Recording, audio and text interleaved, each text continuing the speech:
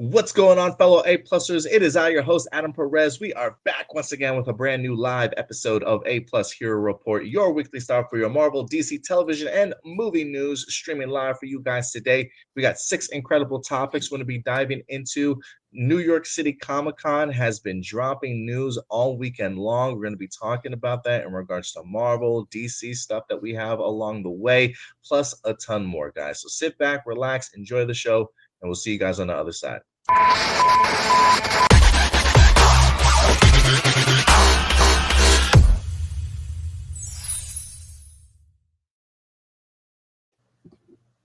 Good morning, ladies and gentlemen, here live from Fort Worth, Texas. Our co-host Stuart Branscombe live from the Bay Area.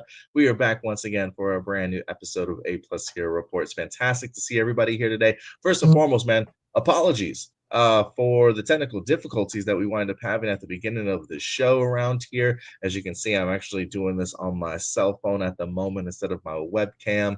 So bear with us today. I think the connection is much better now here when we're much more reliant on Stuart's connection, I think, for the most part, and plugging me in whenever we can. But we got an incredible show for you guys today. We got some Marvel news, some DC news. We got some new trailers in regards to Game of Thrones for you guys. We got some Alien news, and TMNT is even back. Some great honorable mentions we're going to be tackling for you guys today.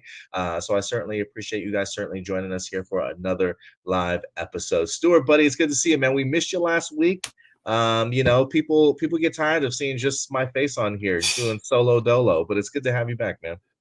Man, good to be back. Yeah, last week and kind of same thing this week. It's just been like work's just been going downhill in terms of just like man, just like it's like not even that it's like the busiest. It's just that we're like just so constantly understaffed, and like we keep having the management saying like, "Oh, be patient. We're gonna figure this out," and it's just like there's only so many times you can hear someone tell you to be patient before it really starts to like just make you even more angry. It's like, give me another answer besides be patient. Maybe give us an answer as to why, or anything else. But yeah, hearing that for a month straight, man. So that's I needed a mental day last Sunday. So it's good to now that I've had that, now it's good to be back, and it's good to have you back. Yeah, and looking forward to some of the topics that we got here. Yeah, we got some incredible ones here today. We got some cool honorable mentions too that certainly go over. So I'm excited to talk to you about a lot of these things. Guys, remember, as we go through these topics, whether they're honorable mentions or some of our main topics today, these are simply our A-plus opinions. We always want to know your guys' thoughts, though. So feel free to share your thoughts and your comments in the live chat, as we are currently live right now, or after the video in the comment section, guys. We love talking to each other and having a great discussion, but we always love involving you guys here. So as we go through these topics, if you have any topics of discussion that you certainly want to bring up, or anything in regards to how you feel about the articles or what's being said in them, please certainly let us know, and we'll definitely bring you up on the screen to talk to you about it. In fact, let's shout out some people that are here live with us today.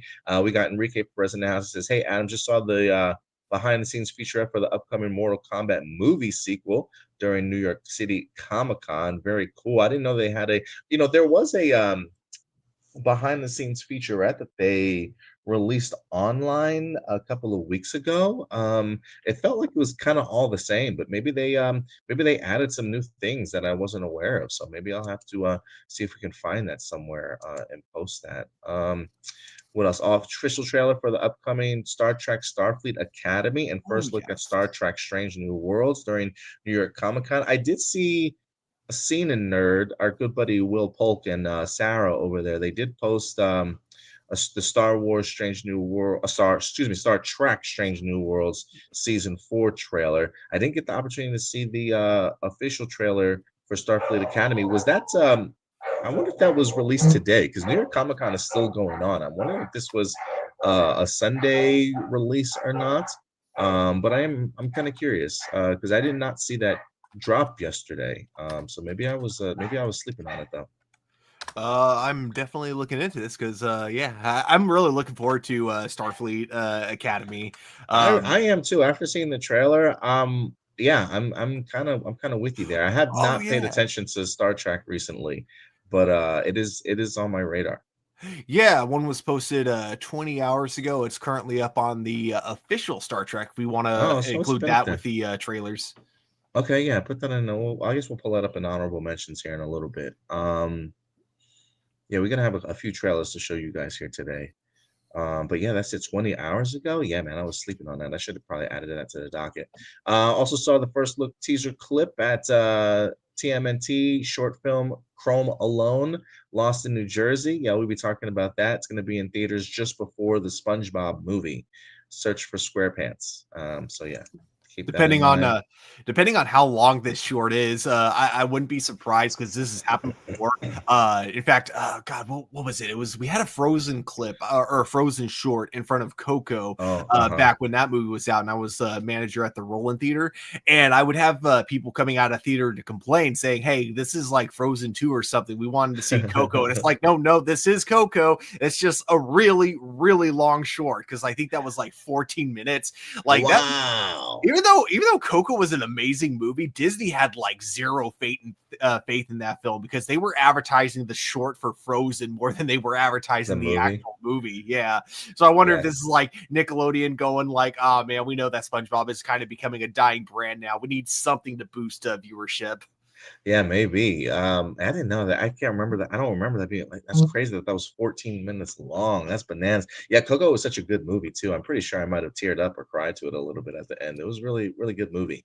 Oh, I definitely Um, did. yeah.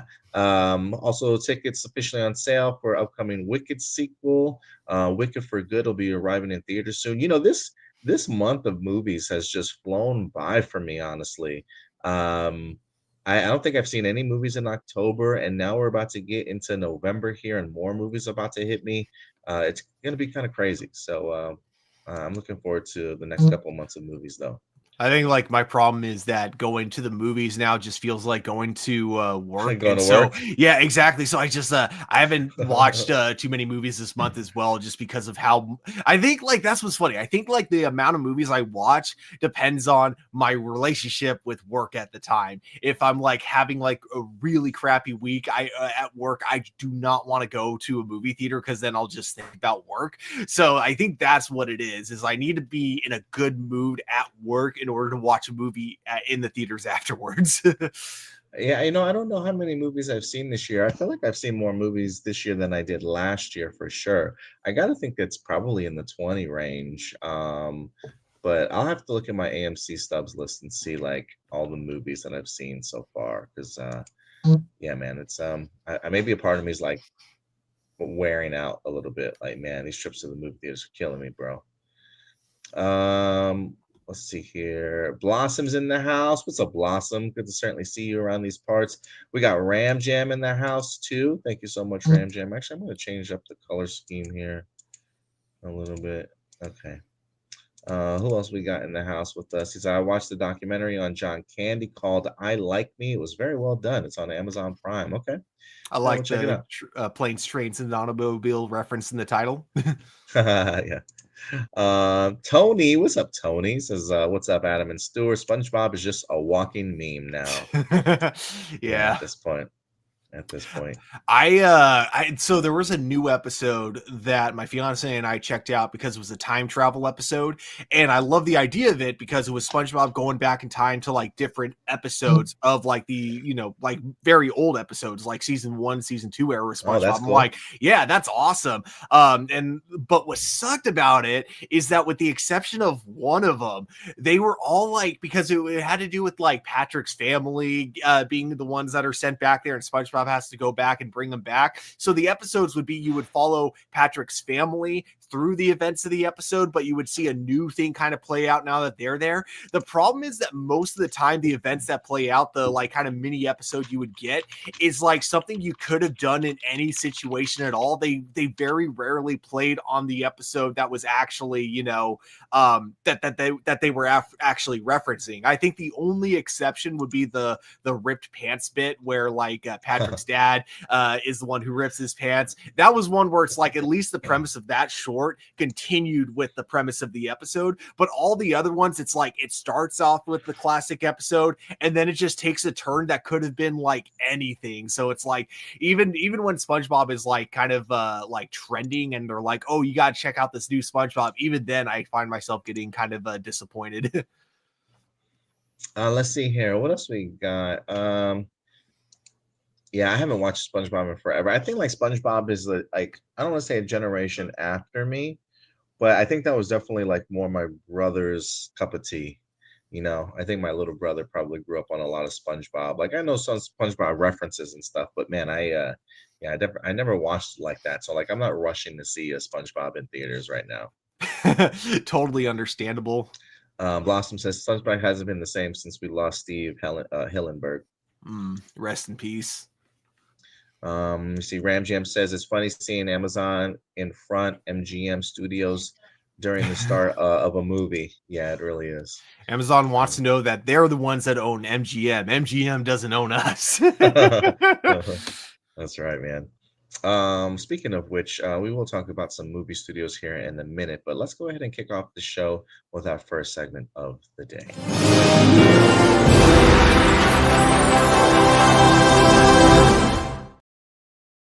And we're going to get into our honorable mentions portions of the show.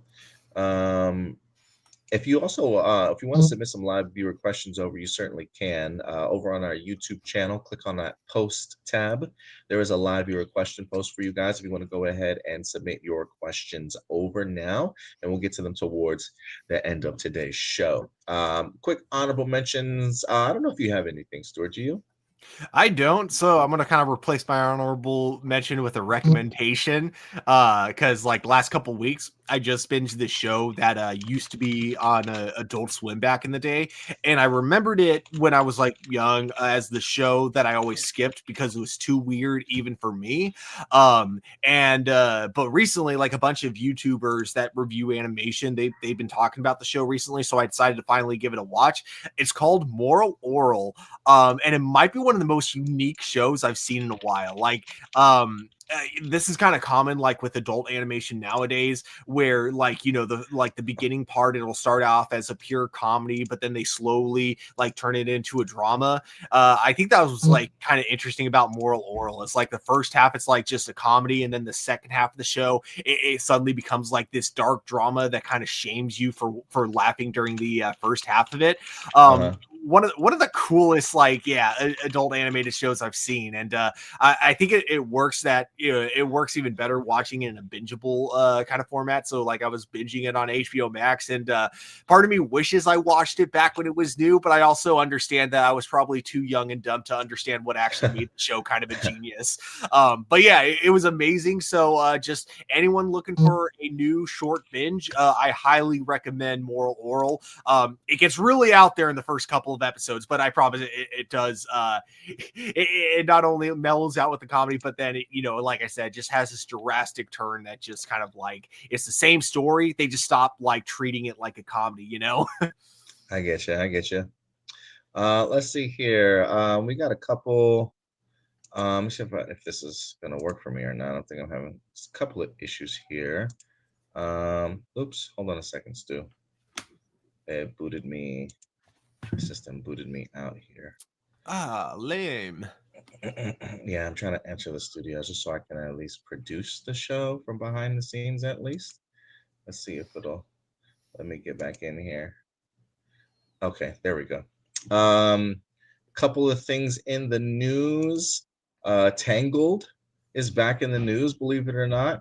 For those of you who don't remember, Tangled was put on the back burner because Disney was trying to wait and see how some of their live action films were going to do to determine whether or not they were going to go ahead and push forward with a lot of their live action adaptations.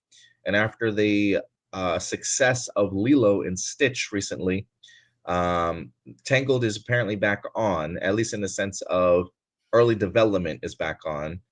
There are talks right now for Scarlett Johansson, believe it or not, to be attached to the film. So Scarlett Johansson's name is now being thrown out there to be a part of Tangled, and it is now officially entered early development. So yeah, Disney is feeling pretty good as of right now after Lilo and Stitch. I don't know what their new sort of like the strategy is going to be in regards to like, are we going to adapt older Disney stuff, more recent Disney stuff that's been successful? But we'll see. It looks like they're going back at it regardless. I think I would actually be excited for this one if it wasn't for the track record Disney kind of has already with their live action adaptations. Yeah, I don't blame you. We also got The Curse of La Llorona is back in the news, believe it or not. A sequel is finally underway. They had a huge cast, a bunch of casting announcements, but a sequel to New Line Cinema's The Curse of La Llorona is finally underway. This is big names are going to be featured, titled The Revenge of La Llorona. Also back producing is going to be the team of Emil Gladstone, Gary Doberman, and James Wan. But while the producing team is the same, the director and writer are not. So they've got a Canadian filmmaker known for his award-winning short film Milk, who also made his feature debut with the 2021 horror movie No One Gets Out Alive, is sitting in the director's chair. So they got a new writer and director on board. It says the fact that the movie is now in production is a notable resuscitation of a sequel that had been shelved several times before, at least once, even during pre-production. It says it may have been due to budgetary issues, but it's now on board now. The first movie, for those of you who want to know, grossed like $123 million at the box office, and they might not be very much for some movies. But I heard something crazy, like the movie budget for this was like $5 million or something like that, and it like grossed $123 million at the box office. So they're like, yeah, let's more money, please. So yeah, they're back at it to make a sequel. Yeah, the oh god, what's that studio? Is it Blum? It's not Blumhouse. Yeah, Blumhouse. Yeah, Blumhouse? The Blumhouse strategy. You release horror movies, a bunch of them with a really low budget. Every now and then not now and then, actually quite often they release a really good one. But even when it's a horror movie that's a dud, it's like, we paid about $5 million for it and we made like $20 million, so it doesn't even really matter. Let's see here. What else we got? Oh, Mortal Kombat is back in the news here this week, y'all. Apparently, according to New Line Cinema, a Mortal Kombat 3 is officially announced at New York Comic Con this weekend. Even with Mortal Kombat 2's release still a ways away. Remember, Mortal Kombat 2 was supposed to go ahead and release this October, I believe, this month. And then they were like, psych, we're going to move it to summer of 2026, May 15th of 2026 to be exact. So they pushed Mortal Kombat 2 to summer of 2026, and now they are already gearing up to expand the film franchise with a third installment. After penning, the article says, after penning and executive producing the sequel, Jeremy Slater is eyeing to return as screenwriter, having just announced Mortal Kombat 3 at New York Comic-Con. Sources said Warner Brothers is very high on the second film, which over the summer shifted its release date. Their confidence was supported by the release of the first Red Band trailer, which racked in 107 million global views within 24 hours, setting a new all-time Red Band trailer record. So yeah, they must be feeling pretty good about this film, Stuart. To move this not only into summer of next year. I don't know if that's going to cut into some of the momentum that people have had for this film. If people are like, oh, I got to wait a little bit longer. But the confidence that they have to put it in a summer blockbuster position, I think that they could take advantage of the box office financially. And then also to announce the third film in this trilogy, if you will. They got to be feeling pretty good about the upgrade that was from Mortal Kombat to Mortal Kombat 2 right now with the direction they're going. Yeah. I'm curious about something. So back when the first one was released, I don't remember if it was the director or one of the producers, but they were saying that they wanted, like, if they made it to a third Mortal Kombat movie, they wanted to do like multiverse stuff and use like other Warner Brothers properties. I'm wondering if, like, hypothetically, they wanted to put like a DC character in there, like Batman or someone, would they actually need James Gunn's permission for that, or would Peter Safran, be no, sorry, not Peter Safran, sorry, Dave Zaslav be able to be like, you don't need to ask him, it's fine, just do it.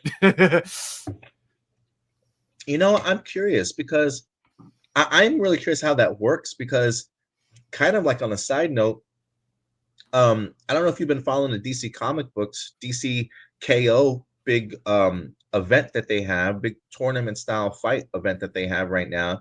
They just announced at New York Comic Con that they're going to be having other characters introduced from the multiverse into the DC KO, and Sub-Zero is one of the characters in there. Oh, They got Sub-Zero, they got Vampirella, I believe. They've got Annabelle, the doll. Yes, Annabelle. They've got they've got they've got Homelander from The Boys. See, that makes sense. Was announced in there too, and I'm like, how are they getting to use all these characters? I mean, I guess they're not all under Warner Brothers. Annabelle definitely is. In fact, like what made it probably even easier was that The Conjuring was directed by James Wan, and then Annabelle was directed by the dude that directed Shazam. So I imagine Annabelle in there, practicality wise, was easy. I have no idea how a doll is gonna face up against any of the freaking DC characters, though.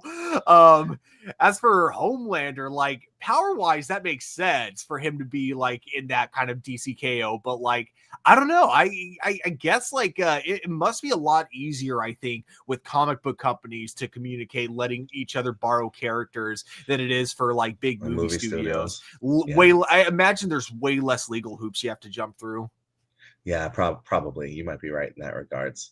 I think Red Sonja was on that list too. Oh, hell yes. Yeah, so they got some pretty cool things happening. Shout out to Kiki and Luca once again coming through with the super chat here today. Hi guys, thanks for the show. Hey, we apologize, Kiki and Luca, for starting the show a little bit late today.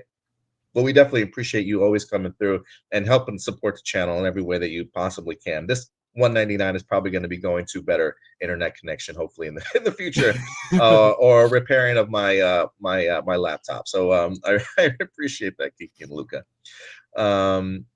Let's see here. What else do we got? I think we got two more things. Oh, One Punch Man is in the news this week also because season 3, Variety reports that the third season of the superhero parody anime will finally be available. Get this, to stream across several global platforms beginning today, October 12th. October 12th, the new season, which will focus on an all-out fight between the Hero Association and the Monster Association, will be available to watch on Hulu in the US.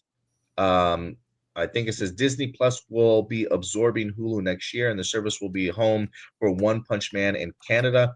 Crunchyroll has the show in Europe, the Middle East, Africa, Oceania, and One Punch Man will also be streaming on Netflix in Oceania and Latin America. Such a takeover of all the major platforms could only be accomplished by Satami. I think that's what it says. Satama. Viz Media is responsible for the huge global rollout, having previously handled the anime's US debut on Adult Swim's Toonami back in 2016. So yeah, if you want to watch One Punch Man, Variety is reporting it is available on Hulu in the US beginning today. So yeah. The show. Oh, sorry. No, go ahead. What were you gonna say? I was just going to say the show premiered like 10 years ago and they're only just now on season 3. And people complain about Attack on Titan. Like, that's wow. They're in their Stranger Things bag, it feels like. Yeah. Taking forever to produce these shows. And then last but not least, I don't have a banner for this, but we've talked about the idea of Warner Brothers and Paramount, or Paramount trying to buy out Warner Brothers. Netflix earlier this week did mention the idea that they probably have no interest in buying Warner Brothers because they have a belief in building their own thing instead of having to purchase other people's stuff. And I feel like that's kind of been Netflix's motto for the most part. They're really big in creating their own sort of content. But Paramount is very much still open to that idea. In fact, according to Bloomberg reporting, Bloomberg News reporting today, I'm reading actually off of Reuters, however you pronounce it. Warner Brothers rebuffs Paramount takeover approach, according to Bloomberg. It says Warner Brothers rejected an offer from Paramount of around $20 per share in recent weeks, the report said, citing people familiar with the matter. Paramount declined to comment on the report, while Warner Brothers did not immediately respond to Reuters' request for comment, saying the initial takeover approach as too low, apparently, according to Warner Bros. Yes, it says Warner Brothers has rebuffed Paramount Skydance's initial takeover approach as too low, as they only offer $20 per share in recent weeks. Paramount, led by David Ellison, is exploring several paths in its bid for Warner Brothers, including increasing its offers, appealing directly to shareholders, or securing extra support from a financial partner. Paramount has been in talks with alternative asset managers for backing its bid. It says Ellison took over Paramount after completing an $8 billion merger with his Skydance company. That's crazy. So he's got, after he just spent $8 billion. He just spent it. And now he wants to try and take over Warner Brothers. I can only imagine how much Warner Brothers is going to cost, but he's trying, guys. So this might actually turn into a thing. This is why I think that people should not be allowed to have a certain amount of money. I feel like at some point, like once you hit the $1 billion mark, it's like, okay, you're cut off. No more money for you. I hate capitalism. Anyways, so actually, so funny note, it's pronounced Reuters. And the reason I know that is because I was listening to a podcast years ago with Eric's Reloaded because he had Ben and Paige on. Now, keep in mind, Eric, American, Ben British, and then Paige Australian. All of them were arguing about how to pronounce Reuters, and all three of them were wrong. One of them said routers, routers, and then rotors, and it's like they were all arguing about which is the correct way. Like all three of them were wrong, which is, and it was great because it would have been funny on its own if they were all like one accent, but the fact that they all had three different accents and they were pronouncing it wrong is just what somehow made it funnier. That's pretty funny. That's pretty funny. Not gonna lie. Shout out to Indy Uchiha. What's up, Indy? We miss you, buddy. Good to see you in here. He says crib and card check. New setup is next. Love y'all. So he's working. This man is working. I tell you, he works like 7 days a week. I don't know how he finds time for himself or to do any performances with his music and stuff like that, but the man hustles. So he's got his crib in check, his car in check, and next up he's going to be working on a setup. So hopefully we'll get him here relatively soon. I want to spend more time on this, but we are getting kind of long in the honorable mention section, Stuart. But we did have the finale for Peacemaker here. Yes. This week. We saw the final episode number 8. This will be spoiler warnings, y'all. Spoiler warnings. We're going to talk about it briefly. I don't want to take too much time because I think this New York Comic-Con stuff that we've got is going to be pretty overwhelming. In fact, it wouldn't be surprised if new information drops this week and I got to maybe do like a separate video for some of the New York Comic-Con stuff. But Peacemaker season 2 has ended.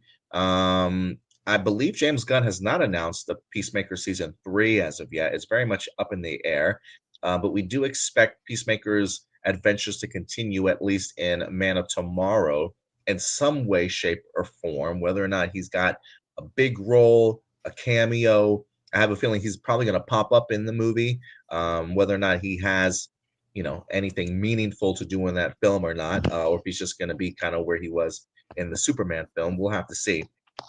But Stuart, give me your thoughts, man. What did you think about the finale of Peacemaker? Did it live up to your expectations? Were you disappointed? Were you like thrilled?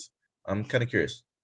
Very mixed on it. I need to watch it again because on the one hand, I thought that what it wanted to do, it did really well in terms of like the way they developed the characters. Especially loved like the moment of them all coming together, like in the motel room. I love the speech that Adebayo gives to Chris. And apparently like in the Peacemaker podcast, which I freaking love listening to.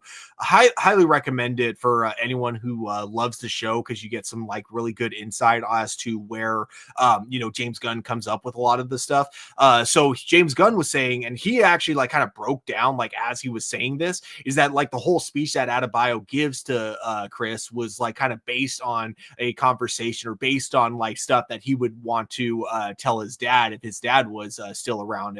Something I thought like was really sweet and really just added so much layers to just the overall like kind of dynamic with the characters. I loved that. So I think that in terms of what it wanted to do, it nailed. I love the montages too. I think that like James Gunn, it's funny, if he didn't make it as a movie director specifically, I feel like directing is just in his blood, and he would have been a great music video director if that's what he wanted to do as like a secondary career path, because he has there's like two montages in this episode. One of them is absolutely like hilarious, and the other one is just amazing, and it just kind of like makes you really want to cheer for the characters. The part of the episode that I wasn't a fan of, though, is that I feel like, and maybe this is because we don't technically know if we're getting a season 3, is that this was just like so anticlimactic in terms of what you would normally expect from a season finale. There was like you had the stakes introduced to you through Rick Flag when they find out that what he's using the quantum unfolding chamber for is to basically create a prison world for metahumans. And so I'm like, oh, okay, cool. So this is going to be the final last threat that the 11th Street kids have to overcome. And then like when we get that last shot of everyone working together at the newly found checkmate, which I thought was really cool, I'm like, okay, cool. Now the gang's all together. We're gonna get this. Like, how are they going to take down Argus? Are they going to do it like through the books, or are we going to get like an actual fight out of this? How is this going to go down? And then it just kind of like, it ends. Of course, we get the cliffhanger at the end, which I'm like, oh, cool. Now that's a cool setup for season 3. But then it ends, and it's like, oh, well, that felt very anticlimactic. We didn't really get like anything in terms of a showdown, which I'm usually kind of used to seeing in these season finales. So it was just it was weird that it was like the longest episode, but it was used really to just add like a big epilogue, like in the end of the series. And again, like usually you expect that kind of writing when it comes to a series finale, not usually when it comes to a season finale. So, because like I'm pretty sure we're getting a season 3. Like I know it hasn't been announced, and James Gunn hasn't said one way or another, but I'm sure we're getting a season 3. So because of that, it felt weird to end it there, and especially okay, so like thematically, if it's the Earth X world, because what are they doing? They're putting metahumans away so that basically they're being prejudiced in their own kind of way. It's not like the typical racism that you see like on Earth X, but it is a prejudice in that sort of way. And I think it does thematically kind of tie into what Adebayo said earlier when she's like saying that the sad part is I'm not sure this world is too different from ours. So I get that. So I get thematically how they kind of tie together, but it just feels so unrelated to everything that happened with Earth X, so it just kind of feels weird in that sense. But other than that, like I said, though, the positives definitely outweigh the negatives. I just, I kind of wanted a little bit more is all. So I felt a little bit empty. I do think we're going to see Chris return in Superman or Man of Tomorrow. My assumption is that like it'll probably be like months, if not years, since the finale. So when we see him, he will likely, have like long hair, a big beard, and will probably like not be happy, obviously, that he's been away from people for so long. Plus, I imagine they're going to have like a bunch of other metahumans in there. So how that all plays out in Man of Tomorrow, I have no idea. But I really hope we get to see, John Cena, just like, looking like a caveman in the next Superman, or in his next appearance. That's what I'm kind of expecting.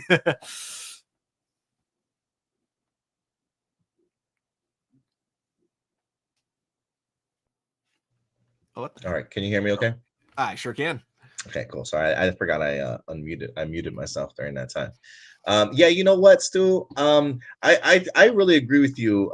This did feel like a weird sort of anticlimactic season finale. Almost felt like episode 7 and 8 sort of almost like switched places in the sense of like 7 felt like a more appropriate kind of season finale, whereas 8 definitely felt like a penultimate kind of episode in the sense of like, all right, the gang's back together. They built themselves checkmate. Where are they going to go from here in the sense of what's the next battle sort of mentality? It's funny that you brought up that James Gunn would make a great music video director, because I was literally thinking the same thing.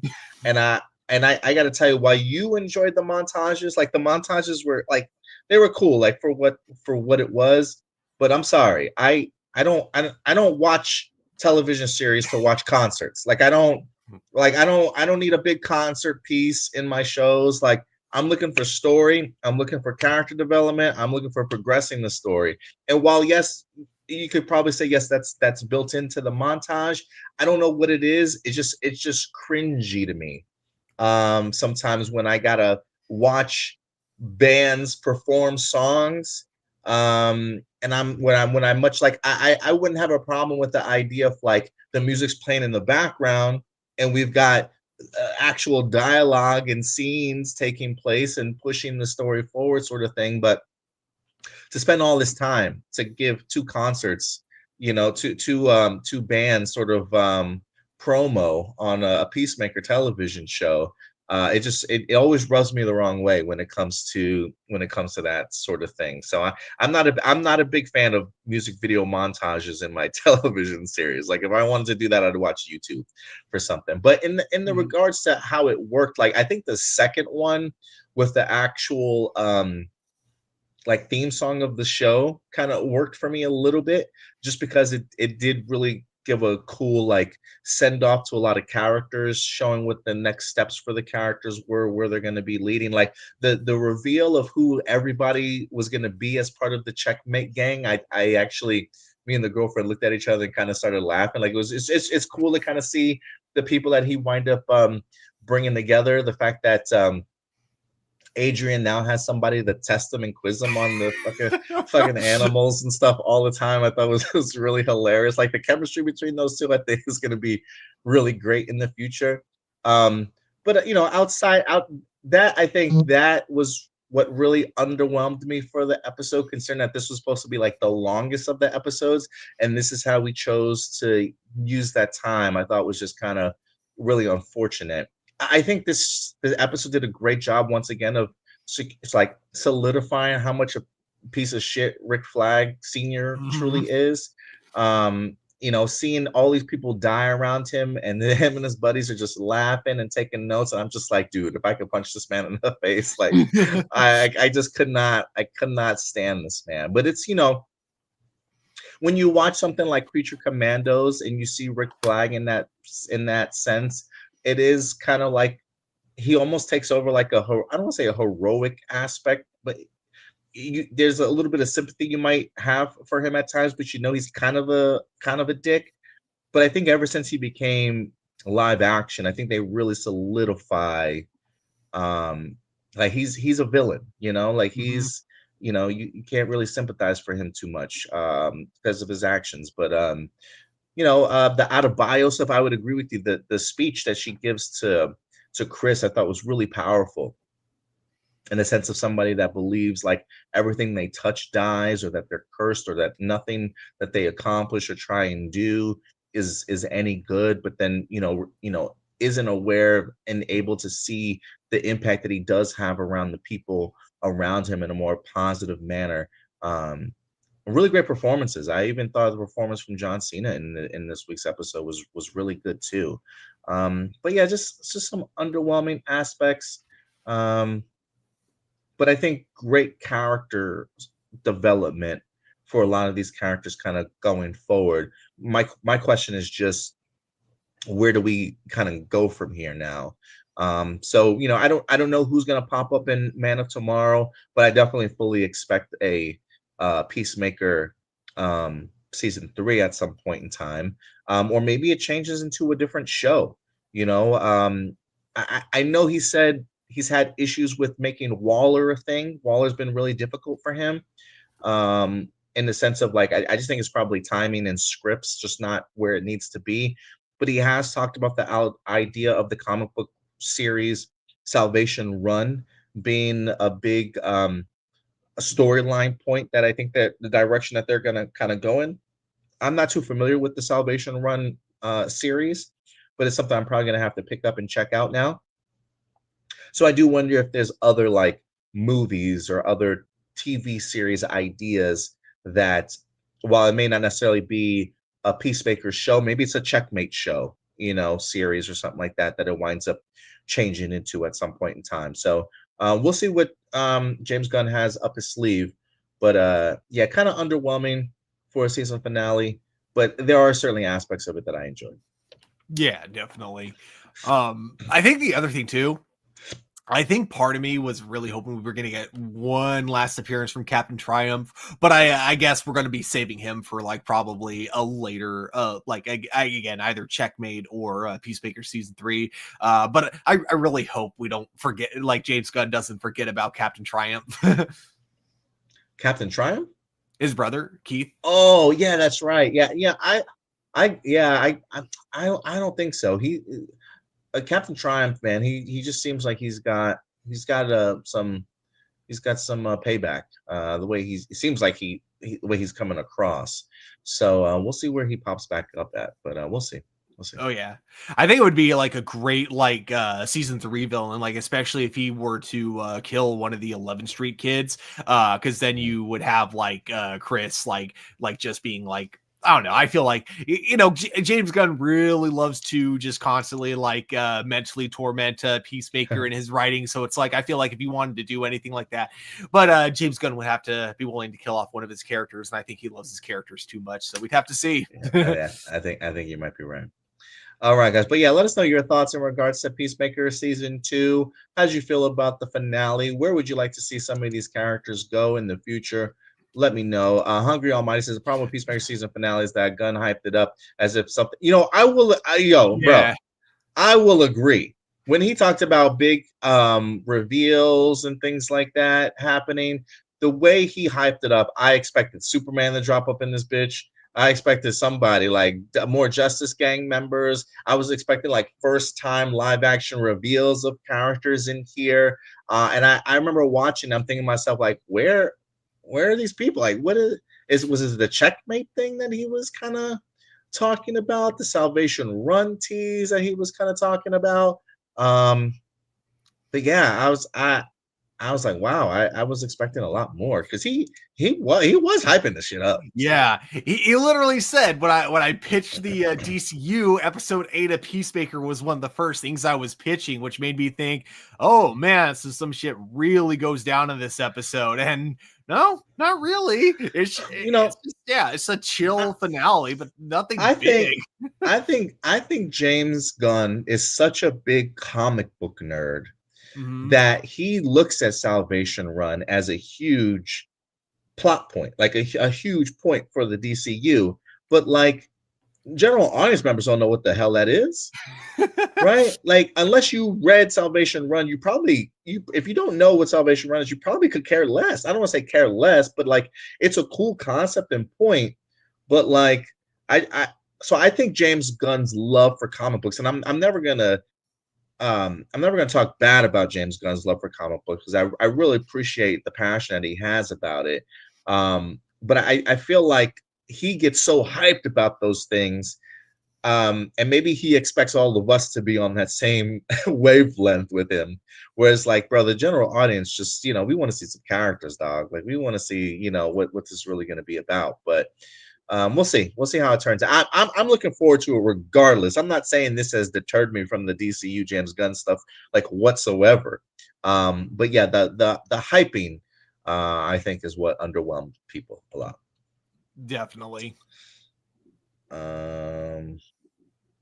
Marcelino says in the original script, Amelia Harcourt was going to kill Keith, but then James Gunn decided against it. It makes sense. It looks like she was about to in the episode, and then he was like, no. So yeah, like, we have potential to use them in the future. You think based on the finale Peacemaker, we're going to get Justice League New Frontier as the first Justice League movie, or Man of Tomorrow will essentially be the New Frontier? You've talked about this before, right? The New Frontier aspect.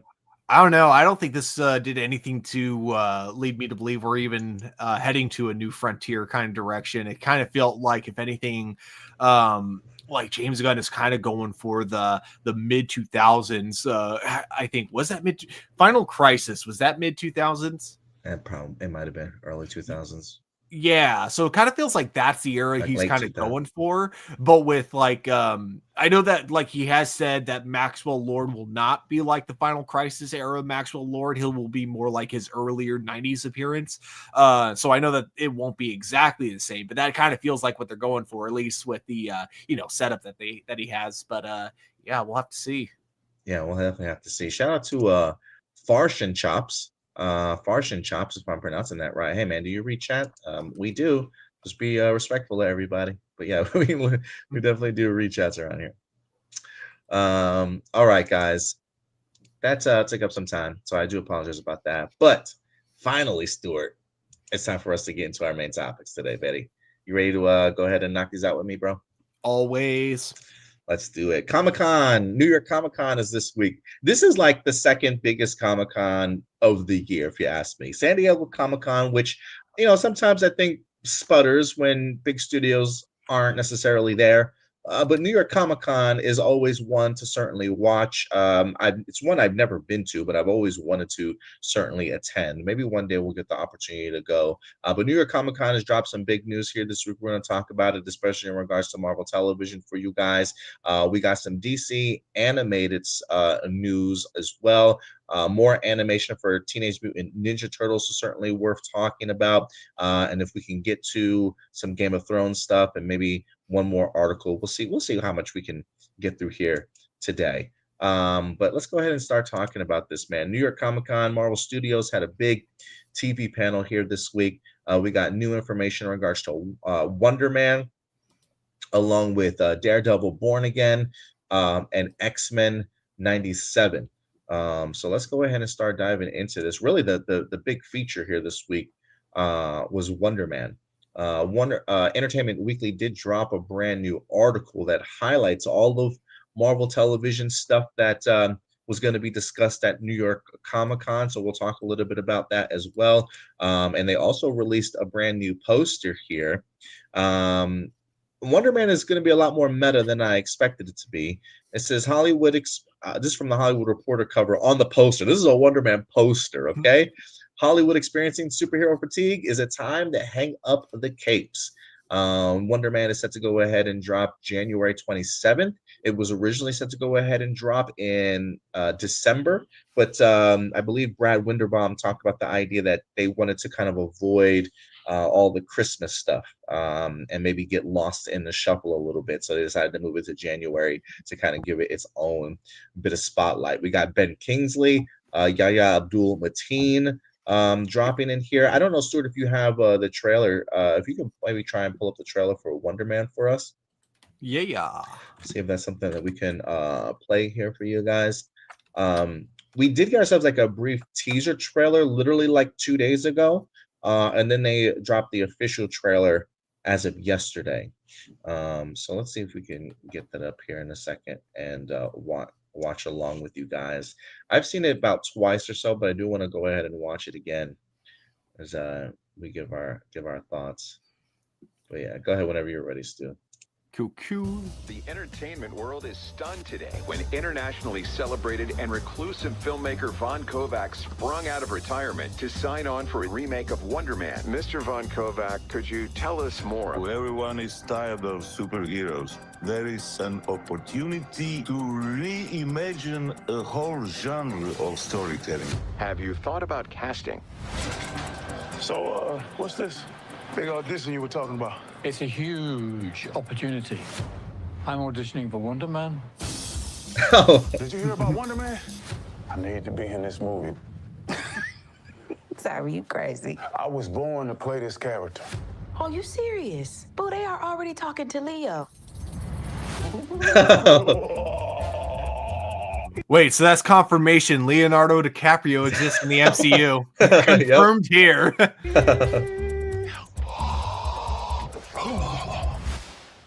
You just gotta go out there and crush it.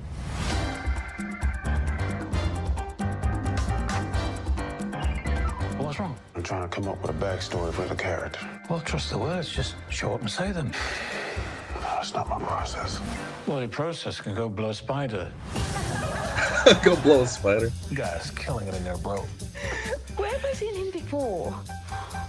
Pretty sure he used to be a terrorist. Slate whenever you're ready. Simon Williams, reading for Wonder Man. Listen to me, Simon. The callback is happening now. Just be normal. Normal man. The breakdown is go method. Come in. Mr. Kovac will meet you in the living room. So you all here to meet Von Kovac? Hello, everyone. I want to explore the place between fiction and non-fiction. That's tight. What? What does that even mean? The last movie on Earth. No one will have the balls to make another. And action! Any news from Von Kovac? There is news you'll be the first to know. Unless you call me again, in which case I will never tell you.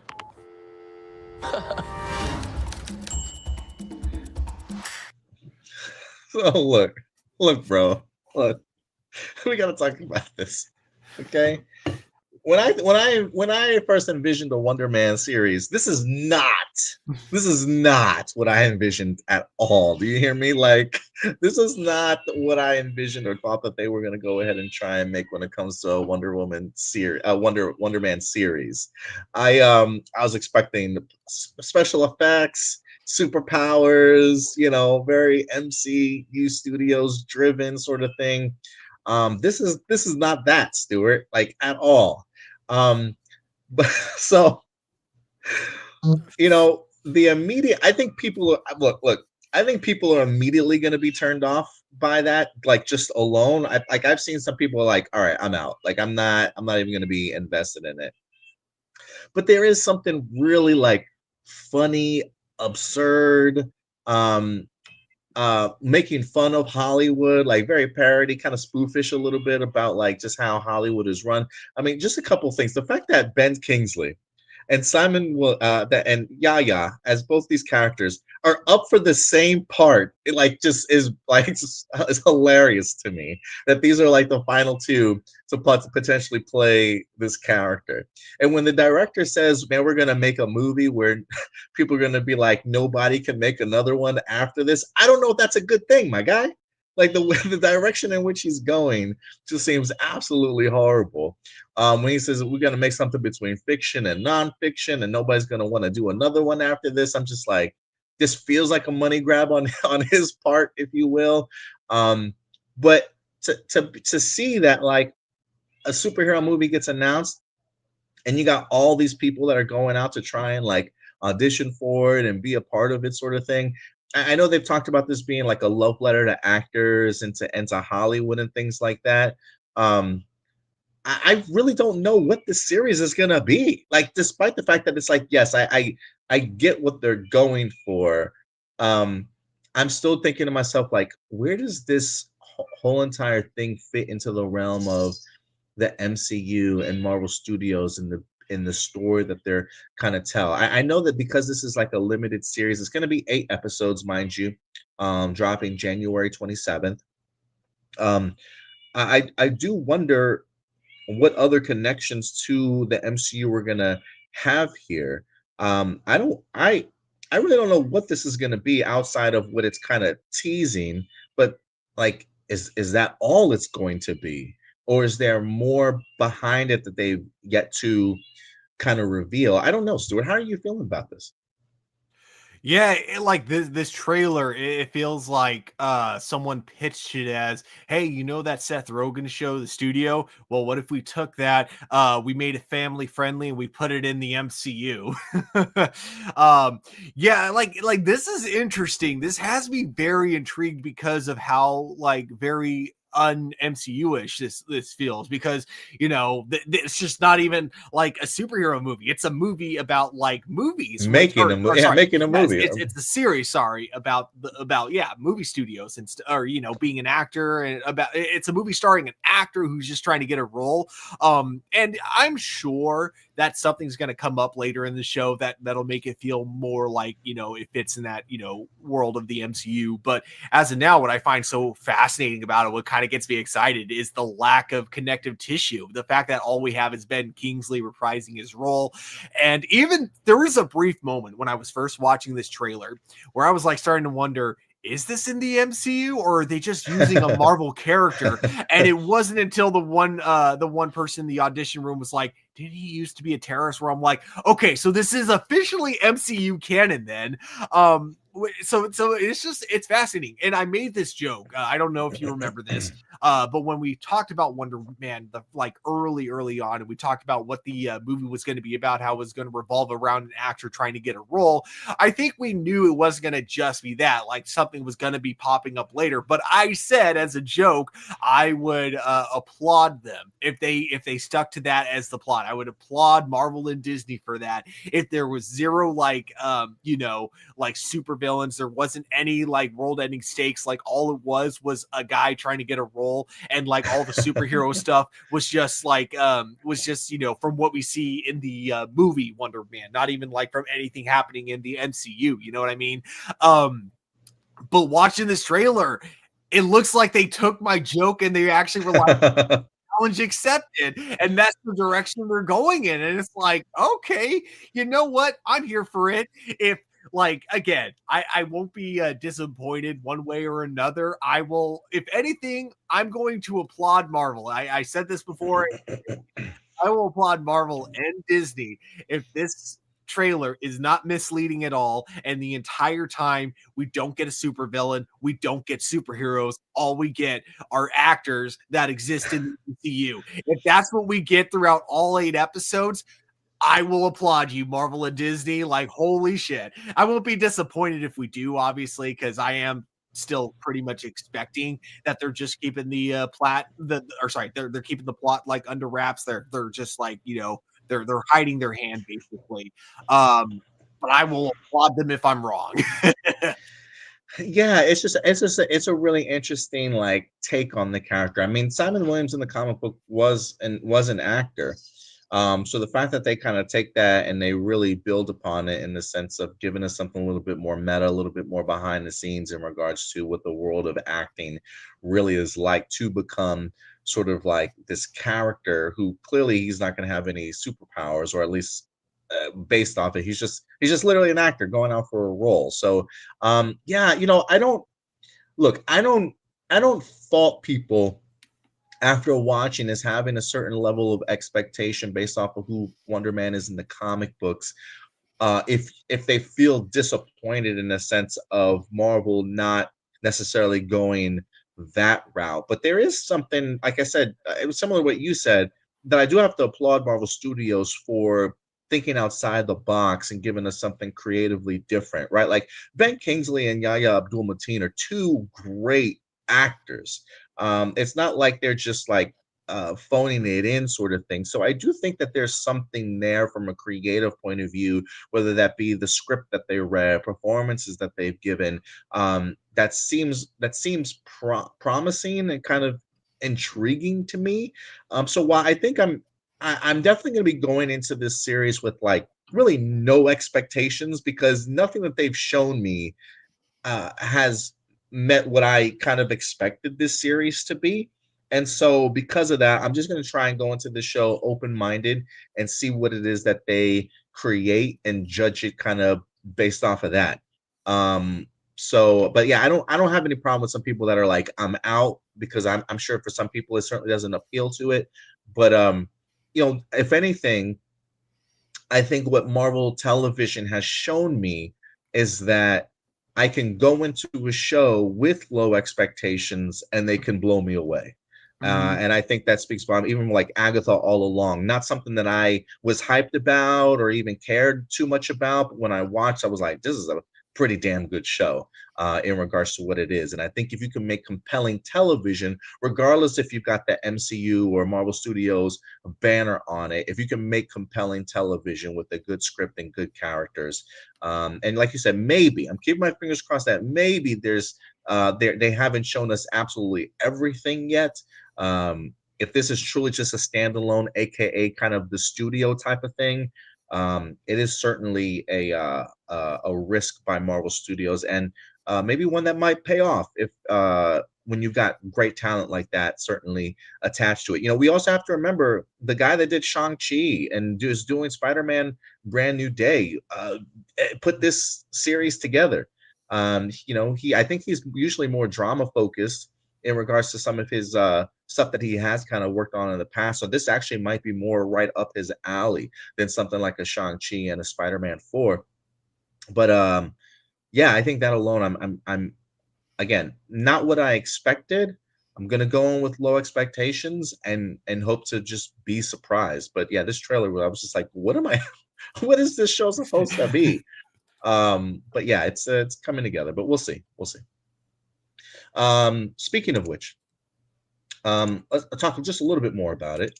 Let's see if I can pull this up on my end. Like I said, Entertainment Weekly did drop an article this week. They did preview the meta Wonder Man a little bit. Winterbomb describes Wonder Man as a meta live action Disney Plus series in the sense that it's a story about acting and the journey of an actor in Hollywood. Simon Williams is a working actor who auditions for the lead role in Wonder Man. The story is a two-hander between Simon and Ben Kingsley's Trevor Slattery, who bond over their shared love of acting. Let's see here. See, now this movie's already unrealistic because you're talking about actors that actually enjoy their job. Come on. It says, how meta are we talking about here? And he says, talking to Brad Winderbaum, he says, it's one of my favorite things I've ever been a part of at the studio. I'll start there. It's very different than anything the studio's produced in terms of how meta it is. Without getting into details, it is a show that takes place within the MCU, but it's a story about Hollywood. So Hollywood in the MCU. And it's a story about not just Hollywood. I would say it's a story about acting and the journey of an actor in Hollywood, of having to balance being an artist with making money, and very grounded ideas that anyone who came up in Hollywood or in the arts in general can relate to. I certainly could on a very deep level. So is this Marvel's version of the studio, basically? He says, it's funny you say that. He says, we all obviously are obsessed with that show. Sometimes it cuts a little too close to the bone, but it's so funny and so great. Wonder Man is very different than the studio, actually. It's different tonally. It's very sincere, and it's focused on acting as a craft. The studio is really more about the big Hollywood system and the machine and the craziness that ensues. This is really a very intimate portrait of one actor trying to live his dream while the world and the need to make money intervenes. So I guess it's really like, maybe what are you looking to sacrifice in order to become famous or to make money at the end of the day, or like to land this kind of role? He says, am I right in saying that this is the brainchild of Destin Daniel Cretton? He says, and Andrew Guest. He says, yes, Andrew Guest and I worked on Hawkeye. He's been around and really is an amazing actor, amazing craftsman, really understands the industry, and we were really able to dig into those characters. Destin, obviously an amazing filmmaker who worked on Shang-Chi, but it really is closer to his more independent films, Short Term 12 and that kind of genre. They've crafted something that is really deep and wonderful and moving at times. It's for an MCU fan that knows the history of Trevor Slattery from Iron Man 3 to Shang-Chi to here. There's a very interesting 3-act structure for his character as well. I don't want to spoil anything, but it's very sincere, it's very earnest, and it's not cynical.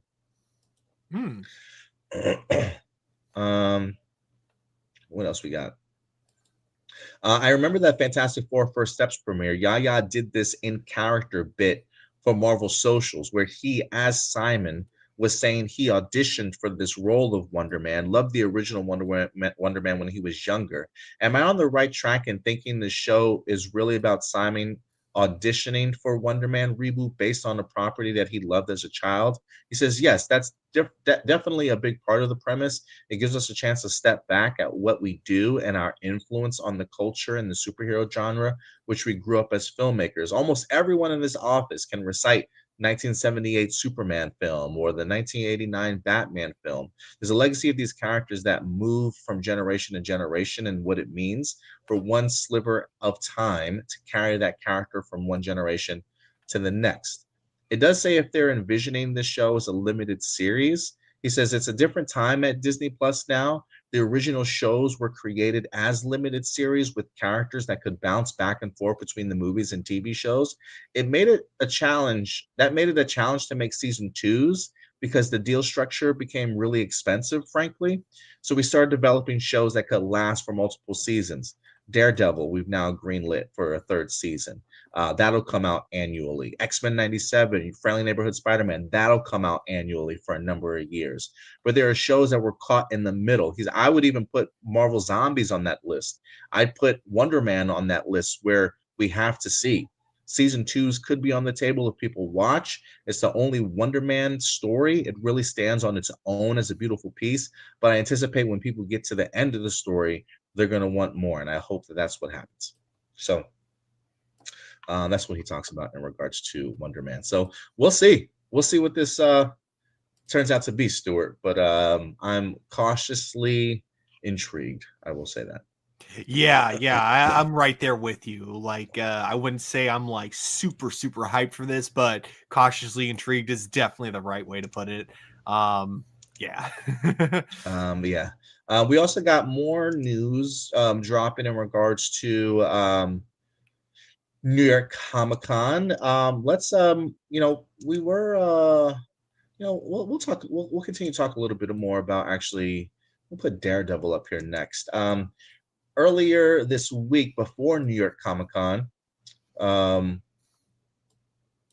we did get some new updates in regards to Daredevil season 2. One that I thought was pretty interesting. We'll go back to the Entertainment Weekly article, but before we do that, this is from Collider. Daredevil Born Again producer promises they're learning from season 1's mistake for season 2 and beyond. This is an exclusive report. I guess they were talking to, let me see, who's the gentleman's name here? According to executive producer Jesse Wigatow, it's all expected to be bigger and better than ever, improving on the bones of an initial run once plagued by creative issues. So he sat down with Collider to go ahead and discuss this as well. Wigatow similarly couldn't spoil too many details of what's in store. The key word for season 2 is big. Everything from the stakes to the emotions to the cast to the fight scenes and more, he believes is more expansive than ever, leading up to a climactic finale that strips all back to Murdoch versus Fisk. He says, it's not a whole lot I can say, obviously, in terms of specifics. It is a very big portrait that we're telling, a big New York City story, crimes, politics. Obviously, we have Mayor Fisk and all of the palace intrigue around him inside City Hall. All of it, I think, is really awesome. What I take away most from this season, and we're just going through cuts now, we're about to embark on season 3, is that we told this really big story. It got wide, and then we kind of drive it in the finale to really what matters most. I think what people care about are these two characters and the conflict that they're in, how deeply they hate each other and how deeply they need each other. We really carve out all the stuff around them that we've built up, and it's just the two of them face to face in a really, I think, satisfying climax. He does go on to say a common complaint about season one of Born Again is that for all the risks it takes, the fan favorites it reintroduces, and the good things it adds, it's a lingering feeling that episodes have been repurposed from the original version of Daredevil's return.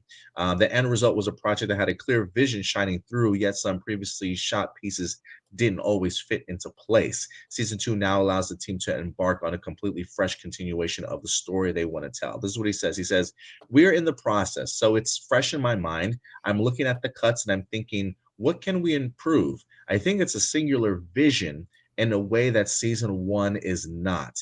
Season 1 is, to your point, not hodgepodge, but it was jigsawed together. We came up with a new pilot, we came up with a new finale, and that's kind of what you're speaking to there, the clarity of those two things, which I thought worked. And I thought season 2 has the same. There is a clarity of vision. The showrunner's been awesome and really has a point of view that we've executed. Nothing's perfect, but I do think season 2 is quite good, and I think it's going to be very satisfying." He says he admitted that it's been a difficult process making Daredevil Born Again a reality, though, between meeting expectations and telling a story. He says it's been really, really awesome, positive experience.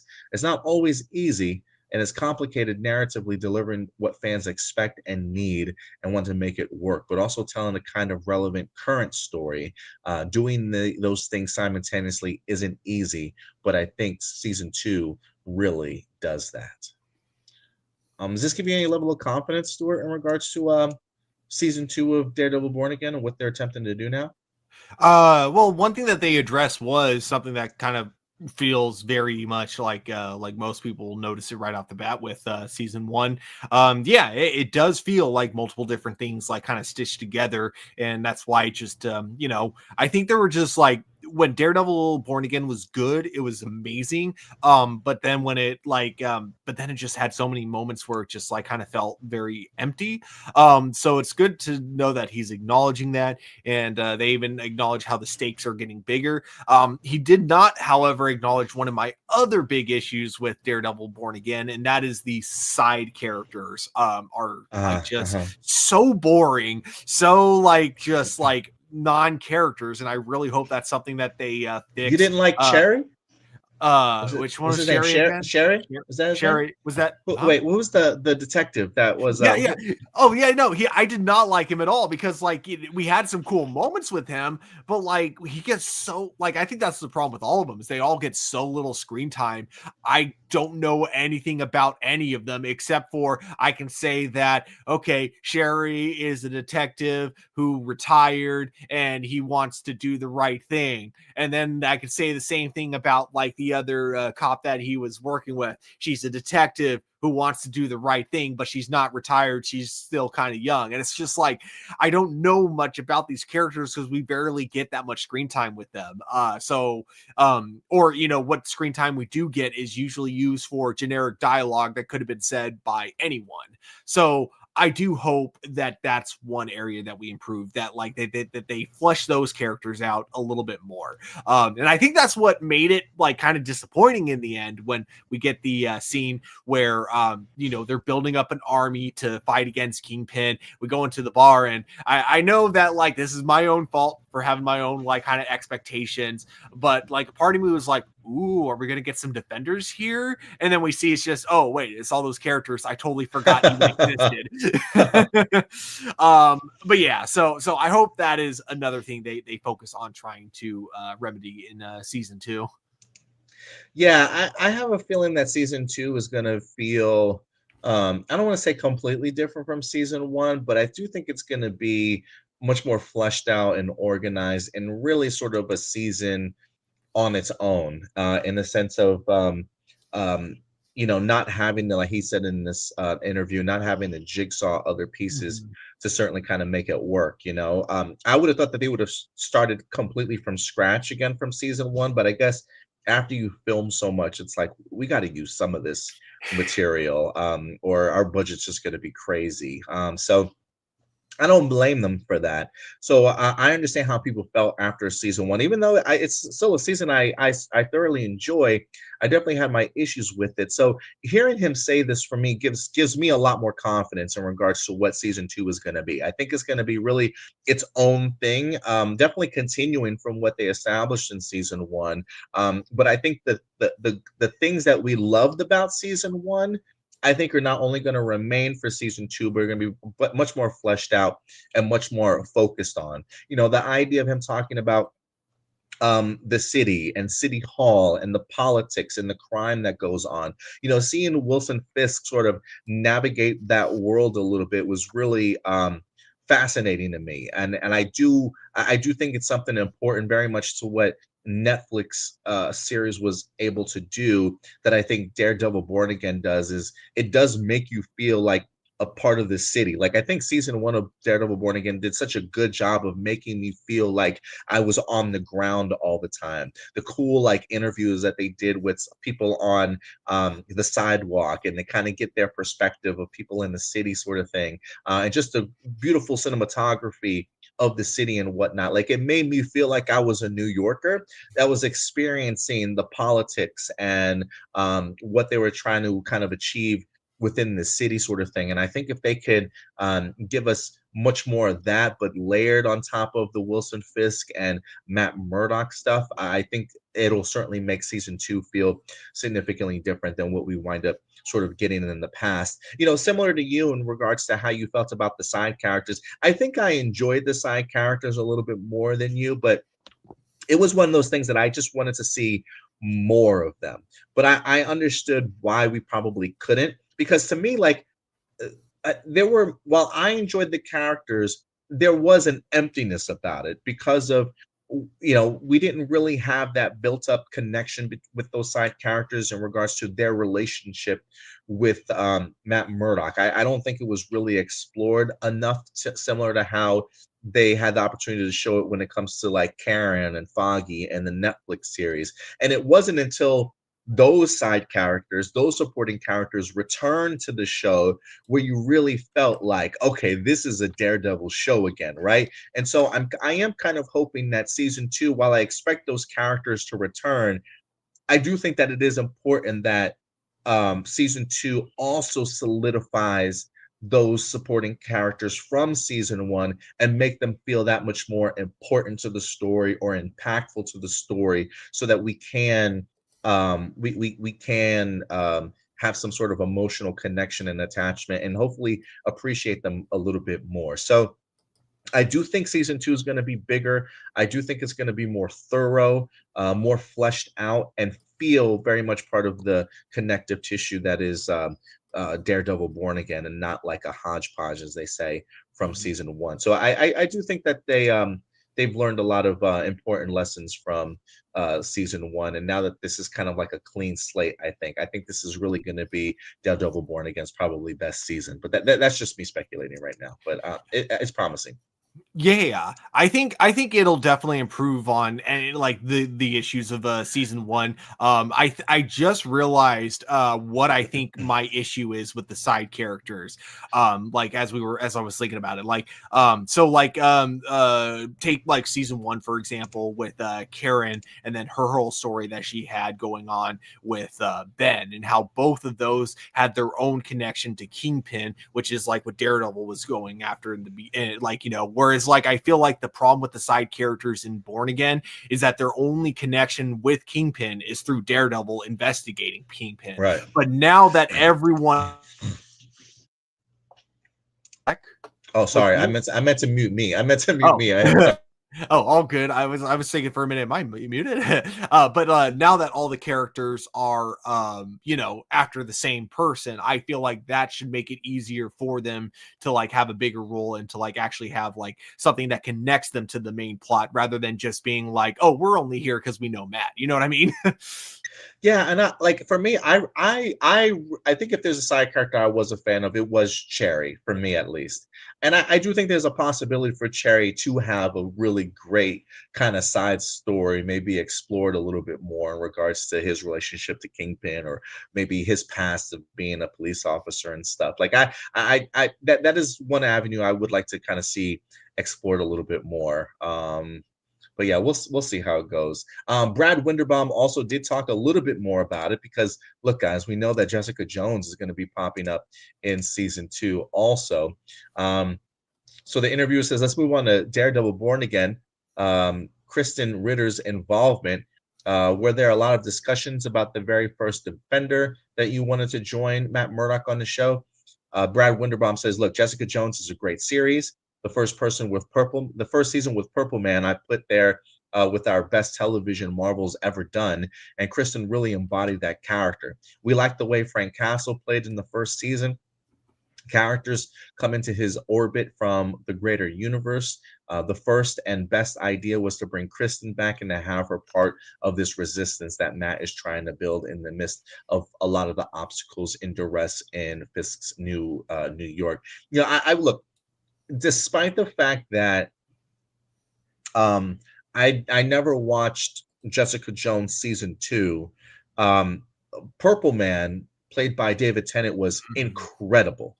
I love the storyline between him and Jessica Jones. I do think that Jessica Jones is a good show. I just could not. The issues that I always had was Jessica Jones herself. I just was not a fan of her character, just not a lot of like redeeming qualities about her that I was certainly a big fan of. But that's just me personally. So the idea of bringing her back, I think, was certainly a smart move. She certainly has her fan base for sure. He also says, are Luke Cage and Danny Rand that far behind now that Jessica Jones is back in the mix? And he just says, the less I say, the better. So he's keeping his mouth shut on the Defenders popping up. But he says the showrunner is trying to tell a story to great effects that is, like Stan Lee said, a reflection of the world outside your window. The politics of New York are a big part of that story. And that's what I love about this show. I do love being a part of like just the political atmosphere of New York, especially now that we have Wilson Fisk sort of on the inside and can kind of see the bigger spectrum there. He says it's clearly about a guy who runs around in a devil suit, but what is amazing about Dario's work is the intricacy of the interplay of all these characters and how he really treats New York and the world of City Hall and the groundswell of the growing resistance against Fisk. It feels at times like a fantasy epic or Game of Thrones or something. There's a palace intrigue type storytelling that is really fun to read. I'm starting to watch the cuts. It's amazing. So I don't know if it's exactly about who's going to show up. It's a little deeper than that. There are rewards to be had for fans, but it's really about the stakes of this world that is Kingpin is building in New York City. And, you know, the way that he brings that up, you know, the politics of New York is not just necessarily City Hall, but it's also about like how it affects the people on the ground, right? Mm-hmm. And to have not only Kristen Ritter as Jessica Jones come back, I think she could speak to the idea of some of her investigative work, right? How she's seen what Wilson Fisk's policies has done to people. And I think this is also a great opportunity for him to tease. And this is just me trying to pick through what he's saying to see how it could relate to Luke Cage and Danny Rand. Look, Luke Cage is a man of the people, right? He's a man of like the neighborhoods on the ground. You know what I'm saying? And so I would really love to see like how Wilson Fisk's politics are affecting sort of like the black neighborhoods that Luke Cage is kind of protecting, right? Like, is there an issue with like more homelessness now or black businesses being closed on his block sort of thing, right? Like, is that really affecting his people? Whereas like Danny Rand, look, I didn't watch Iron Fist season 2. I don't know if the man is still in charge of like a business or a corporation or something like that, but is it affecting the money? Right? Is it affect how's the stock market for Danny Rand's company or something like that? Right? Like, are there layoffs happening and are people getting bloatedly rich over there, sort of thing? Right? So I think there's really interesting avenues that a lot of these characters, I think, could find themselves into the deeper part of the storytelling that makes a reason for them to come out and support Matt Murdock instead of just, hey, here are the defenders ready to kick Wilson Fisk's ass. It's like, what is their motivation for even coming back in the first place? And I think you can find motivation to get all these people out of the woodwork and have them get back on the streets again. Yeah, 100%.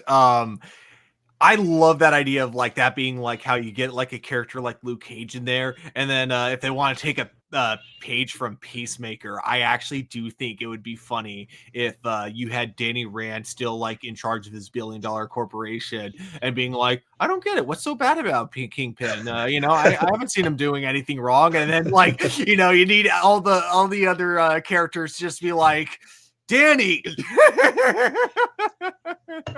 Yeah, bro. Don't you get it, Danny? So we'll see how it turns out. I do like, though, the idea of like, because yeah, again, this is something we talk about on the channel all the time, like something that like Stan Lee wanted, like, from the very beginning, like with Spider-Man, is that he wanted to be able to tell stories that in a way kind of reflect the real world. And I think that like we definitely got like teases of that with Kingpin, kind of just the way people support him, the way people have a cult-like mentality when it comes to following him. And then by the time people realize, oh, this guy isn't who we thought we were, it's already kind of too late, I think that it's just I think the way they handled that aspect in season 1 works so well, and I think that that's something that I hope and it sounds like they will from this article. Like, I hope that's something they continue to work on, or they continue to like kind of keep building on. He also does tease Matthew Lillard's role in here. I forgot he's in this. Yeah, it says he plays a character named Mr. Charles. The story is about power. When Wilson Fisk takes over New York, not just as mayor, but as king in a way, it puts him in a new class of power players on the international stage. Lillard's character represents that. So somebody from the international stage, it seems like. So he's a bit of a new antagonist on the field, but he's as influential in many ways as Fisk is. That power negotiation at the very high level of politics and international diplomacy is also fun to watch. He's dealing with Mr. Charles up here and Daredevil down there for different reasons. So he's getting squeezed a bit. So that's interesting. I'm always fascinated to see how that's going to play out. Is there another section in here? Oh, I thought this was important because they did have a picture of Tom Holland in here. And we talk a lot about the idea of like the Marvel Television being connected to the world of the MCU and how much overlap is there. Do they recognize each other? Do they not? He says, I imagine you would have conversations about if it's this big of a story affecting this much of the city, do we have to now bring in like Kamala Khan or Spider-Man or all these other New York-based heroes? And he says, where'd the article go? Did I drop the article? It disappeared. No, hold on a second. Oh, it's my StreamYard acting up on me on the producer side. Give me one moment, y'all.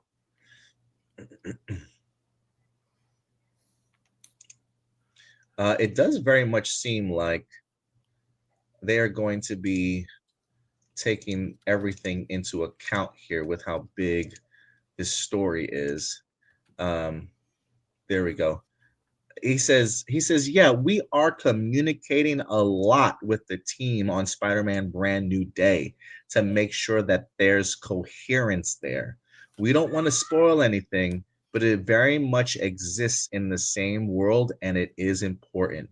We're in a shared universe together, but I would say just the Daredevil comic books, the Punisher comic books depict a certain tone and an idea of New York in a different way than Spider-Man's, but they both exist in the same universe. It's similar. Everything lines up and the impacts are felt, but we're able to tell different stories. So, that makes sense. Oh, sorry. Yeah, I was just gonna say that it's interesting how it sets up Spider-Man Brand New Day in that sense, I think. Yeah, and it makes sense too, because I mean, if we're gonna have the Punisher in Spider-Man, you know, a character who we had just seen like a moment ago in Daredevil Born Again season 2, That's true. yeah, you got to make sure that the continuity makes sense. Then, you know, so it's cool to know that there is definitely communication going on there. Whereas, like, not that I think it was needed, because I think the time we spent in New York in Thunderbolts wasn't like significant enough for it to matter. But you know, whereas like for that movie, I wouldn't doubt if there was like no communication between the Thunderbolts and Daredevil, mostly because in Thunderbolts, in the end, like everything that happens gets kind of undone. The very worst, you have like a couple of buildings that can easily be repaired. But yeah, like um, it is always fascinating. I always do kind of wonder about that when you have multiple writers where it was using a shared connective universe, how much communication has to be done between them to make sure everything's coherent. And lastly, we do have some updates in regards to X-Men 97. Now, they did drop an X-Men 97 season 2 trailer at New York Comic Con. I believe there might be leaked versions going around somewhere. I don't know if they have released an official trailer for that. Stuart, if you can just look up X-Men 97 season 2 trailer and see if they've yet to release an official one. I don't know if Marvel Studios is going around trying to take this stuff down, similar to what they did last time when we had like a bunch of leaks come out of like D23 or something like that. I felt like they just kind of kept them up. But let me know if you see anything for maybe an official version. I really don't want to play the leaked version, but we'll see. Yeah, the only thing I'm seeing right now is a version that looks like it was filmed in the theater. So probably, yeah, so probably not a good idea, because we may get flagged if we play it. Yeah, I don't know if they're going to be. I don't know if they're going to start trying to take some of that stuff down yet or not. But so I'm not going to play the leaked version yet. Although we did play a lot of leaked versions at D23. I think we dropped the Daredevil, the Daredevil thing. We played that briefly, but we'll be a little bit cautious here. But in regards to X-Men 97, we do have some updates for you guys. First and foremost, according to Variety, X-Men 97 has been renewed for a season 3. I think we kind of expected that. But it says X-Men 97 has been renewed for season 3. It was announced at New York Comic Con on Saturday. Season 2 is set to release summer of 2026. A trailer shown in the room. Attendees showed the return of the evil mutant Apocalypse and the X-Men characters scattered across time. The heroes like Wolverine, Cyclops, Jean Grey, Jubilee, Nightcrawler, and more must find their way back to the 1990s after being lost in the past and future. So yes, season 2 set to go ahead and release summer of 2026, with season 3 being renewed. But that's not it. That's not all. We actually wind up getting another announcement here from Brad Winderbaum. This actually, I think, comes from us from Collider. The future of X-Men 97 gets an Omega level update. It says he finally addressed the future of X-Men 97. It's already been renewed for a third season. Fans everywhere have been buzzing to learn if X-Men 97 season 3 would be the end of the show. And Winderbaum gives an update that changes everything. Following an explosive panel at Marvel's TV division, Collider asked if X-Men 97 season 3 was going to be the end or if there was going to be more to come. He says, there is definitely more than possibly more to come from X-Men 97. We're talking about seasons 4 and 5 now. He promised, affirming fans that the show will not end after season 3. The panel confirmed the long-awaited second season will air sometime next season. He says, I've seen the animatics for the entire season, and it's incredible. I saw an episode the other day. So season 3 is already in full development. He's seen the animatics for the entire season. It looks like an episode is already maybe even completed. So season 3, while renewed, is already deep into production. And according to him, we're talking about seasons 4 and 5 now, Stuart. So, you know, Brad Winderbaum continues to keep his promise in the sense of these animated stuff. This is going to be dropping annually for us. It seems like they're very much well ahead of production right now with season 3 in the animatics phase, and season 2 set to go ahead and drop this summer. So we have ourselves at least 4 more seasons of X-Men 97 certainly to come. I would assume if the ratings continue to do well, if he is currently in talks for seasons 4 and 5, I definitely expect those to happen. So this for me, this is really exciting just because I'm ready to kind of get back to regular syndicated television schedule, Stuart. Yeah, I totally feel that.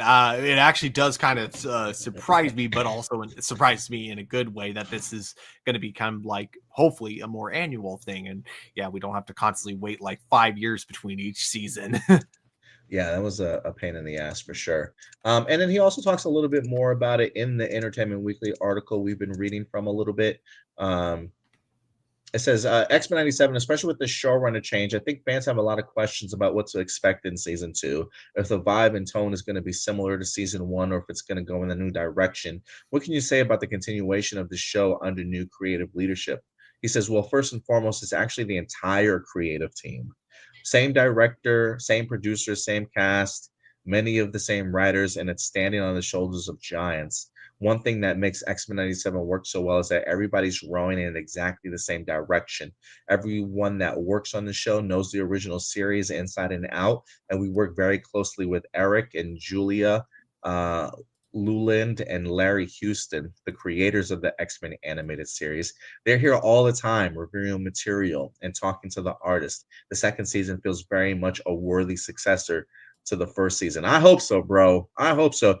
This is refreshing to me, even though I really love what Bo DeMayo did with season 1, and some of the polarizing sort of storylines that he was able to really tap into, especially with our team of mutants here.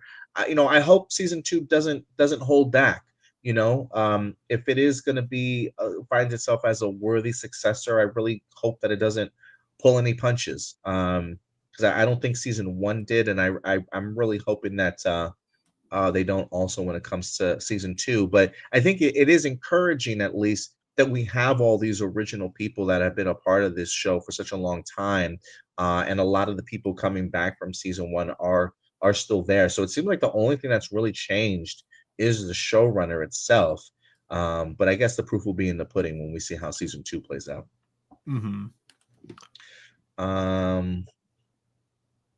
Season 1 left us with a very apocalyptic arrival and a very clear tease of Gambit. Is it fair to assume that the tease has bigger implications? He says that tease certainly matters, and Apocalypse is a big part of season 2. Ross Marquand was has talked recently, basically teeing up a lot of characters dying in season 2. He says, I saw something about that. I would say that it is the same stakes as season 1.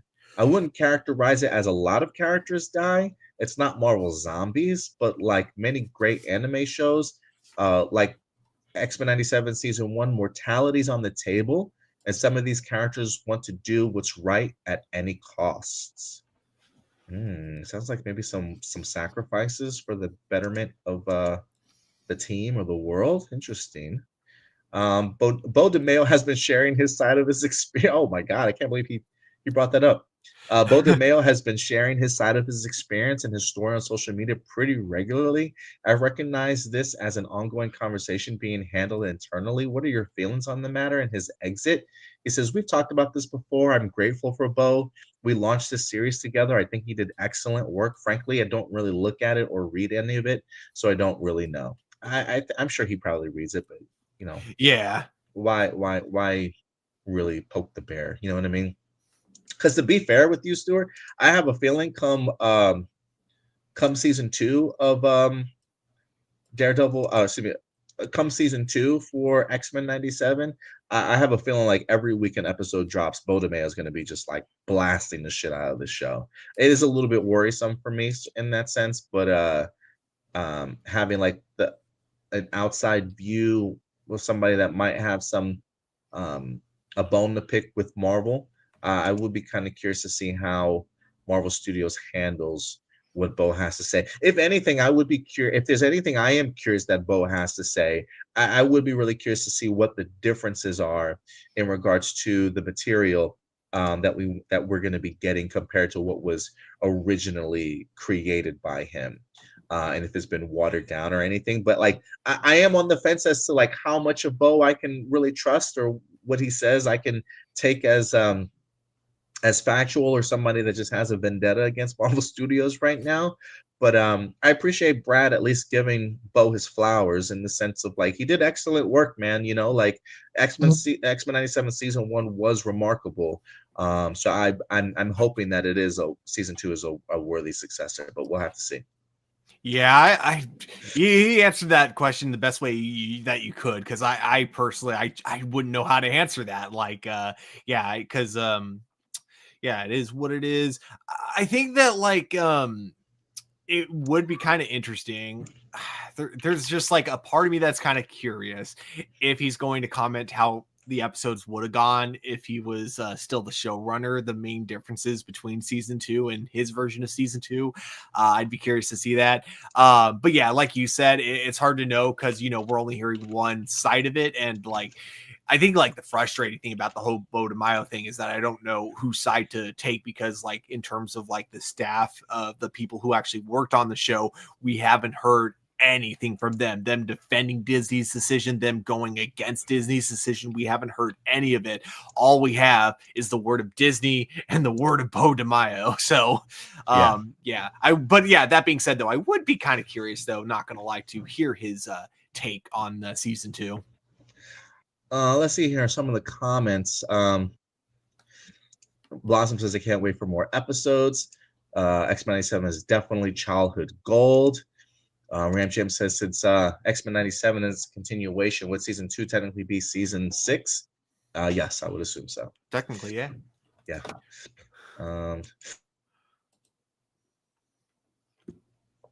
Blossom says, I sure hope they all do their homework from both cartoon and comics alike for the next season. I mean, it seems like it. It seems like they've got a lot of people that have worked on the past stuff for the X-Men animated series. So I think they're all caught up in regards to all their homework.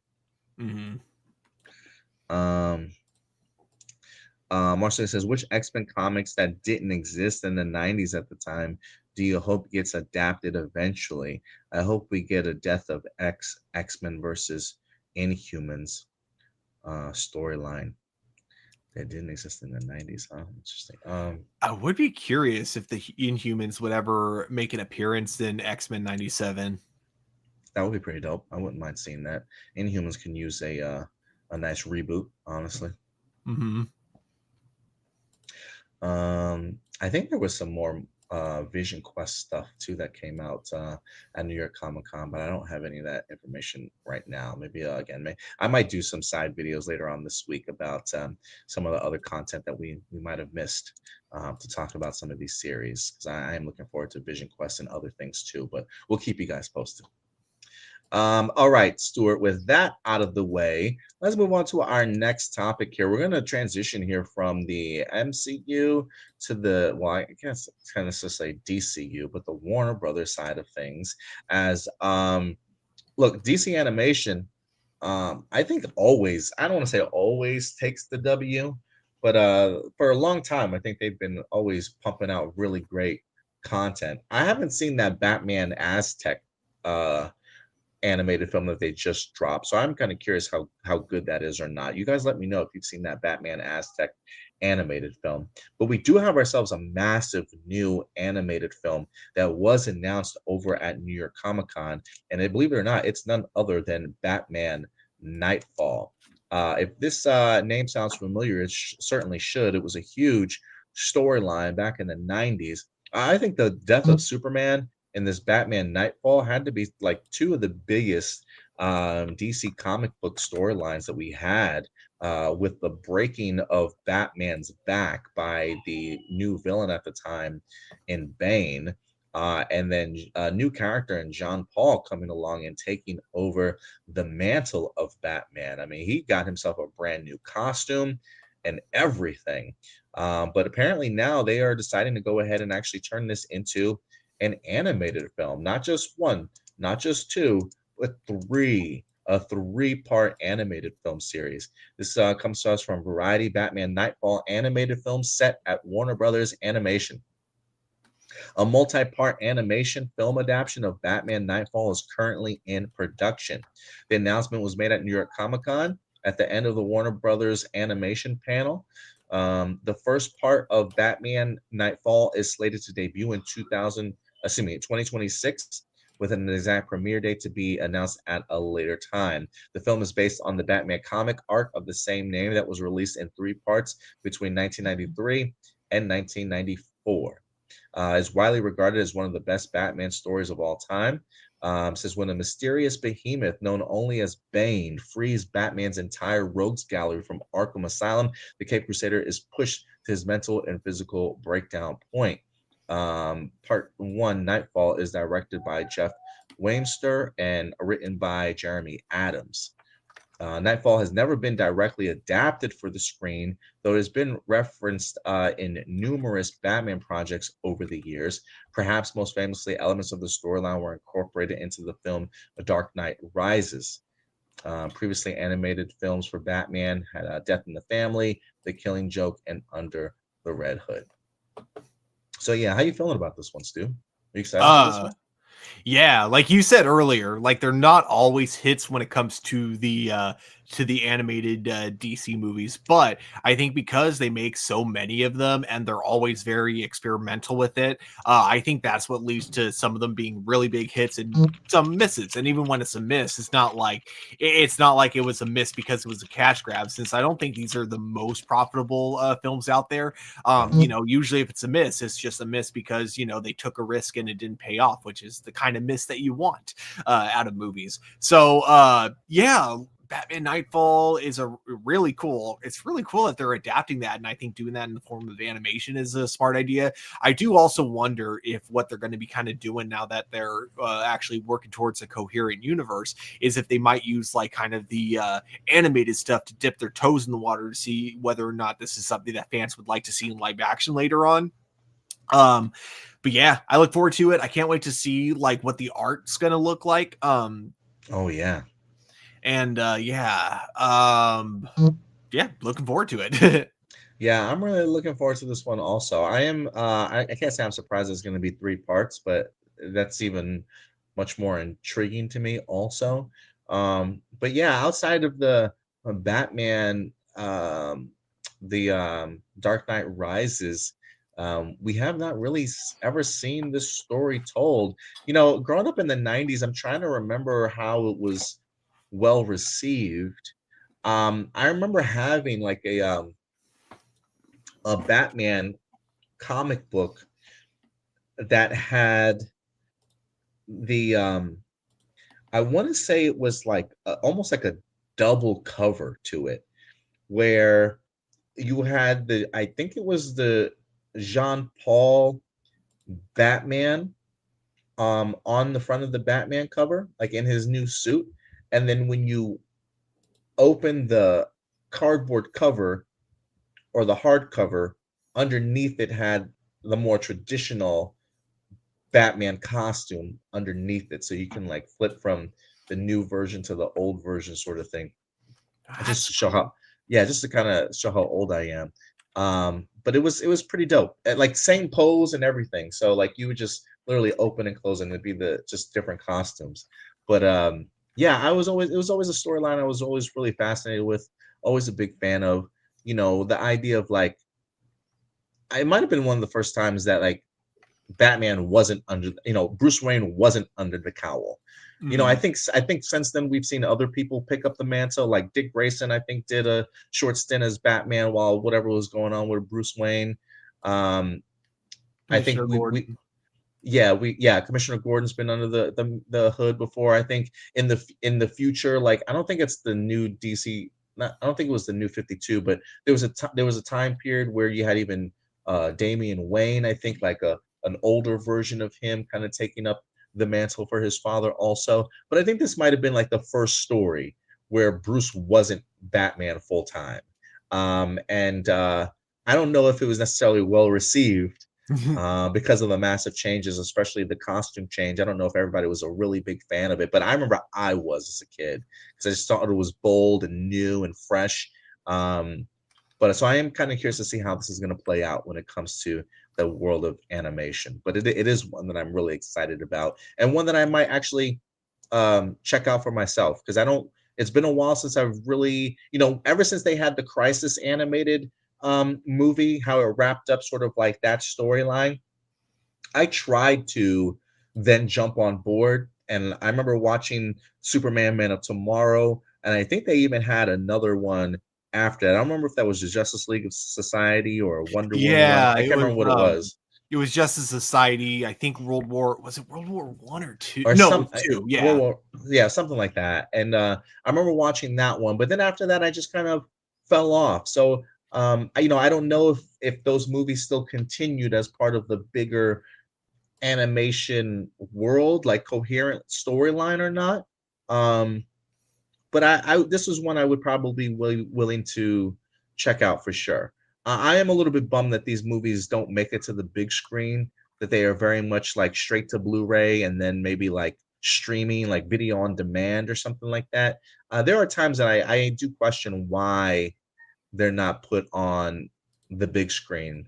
Because I would assume that maybe they would recoup some sort of budget that they would have. I can't imagine the budgets are massive. But I don't know. I don't think this is going to get a theatrical release by any stretch. But I would love to see it though.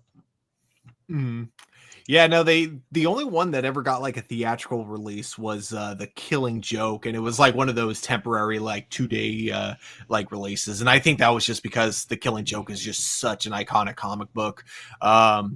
Yeah, I don't know. Like, I think that if they did that with all of them, if they give them just like a 2-day release, that would be kind of a smart way to go. Because I mean, at the very least, you would just make some extra money, and I feel like it would make enough to at least break even, or at least even at like independent movie theater chains too. Like even like an Alamo. Like why not? Like not even just a weekend, but maybe like a week release or something like that. A couple showings here or there, but maybe you take up too many theaters or something like that for other bigger popular movies. But give me like a fandom events sort of 2-day thing. I would sign up to go see that. But who knows? I don't know why they do it. It's just one of those things, like when you do have big animated movies that have done really well, just the idea of like not even trying is interesting to me. Yeah. But yeah. Let me know. He says it's crazy that John Paul Valley is a popular DC character, yet he's never made any other appearance outside of comics. I think I do think that Azrael may be getting and this is still in the comic book realm, but I do think he might be getting might be coming back for some new DC I don't want to say it's regular series, but I think after this DC KO event, I think they're going to be doing new series, and I think he might actually be getting some shine. So we'll see. Is John Paul Valley even still Azrael in the comic books? Is somebody else now? I don't even know. It's been a while. Out of all the crazy 90s stories look, he says, out of all the crazy 90s stories with Death of Superman, the Clone Saga, and Parallax, Knightfall was the best out of all of them. These are all storylines I am begging to get some level of live action adaptation. Like, I'm begging. Like, I want a Clone Saga storyline at some point in time, even if it's got to be animation. I'll take it for the big screen. I don't know why we haven't done it. I know the Clone Saga I don't necessarily think was well received, but I love me some Ben Reilly. I do love me the Clone Saga story, Kane and everything involved, the Jackal and everything. A really great villain to kind of bring to live action or on the animated screen. I've been asking for a 0-hour live action adaptation instead of like Crisis all the time, so I can see Parallax or something like that. So I would love to see all these things actually happen. Like, it's almost like we forgot that the 90s even happened. Like, Wally West hasn't had a live action adaptation of The Flash, and he was like, He was like the Flash for like 20 years. He was my Flash. Yeah, he was my Flash. Like, come on, guys. Like, what's happening here? Why are we ignoring the 90s stories? It's crazy to me.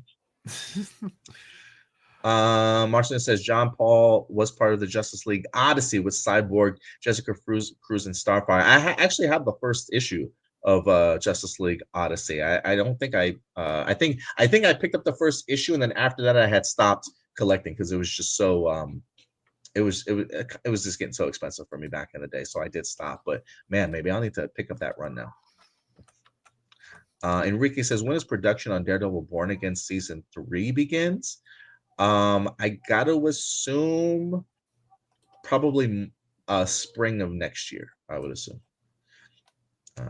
spring of next year, but who knows? I really don't know. Comic fans try to forget the 90s era because 90s was a terrible time for comics. Maybe. I mean, maybe for some, yeah, maybe for some. It's definitely where I've got great childhood memories of it, though.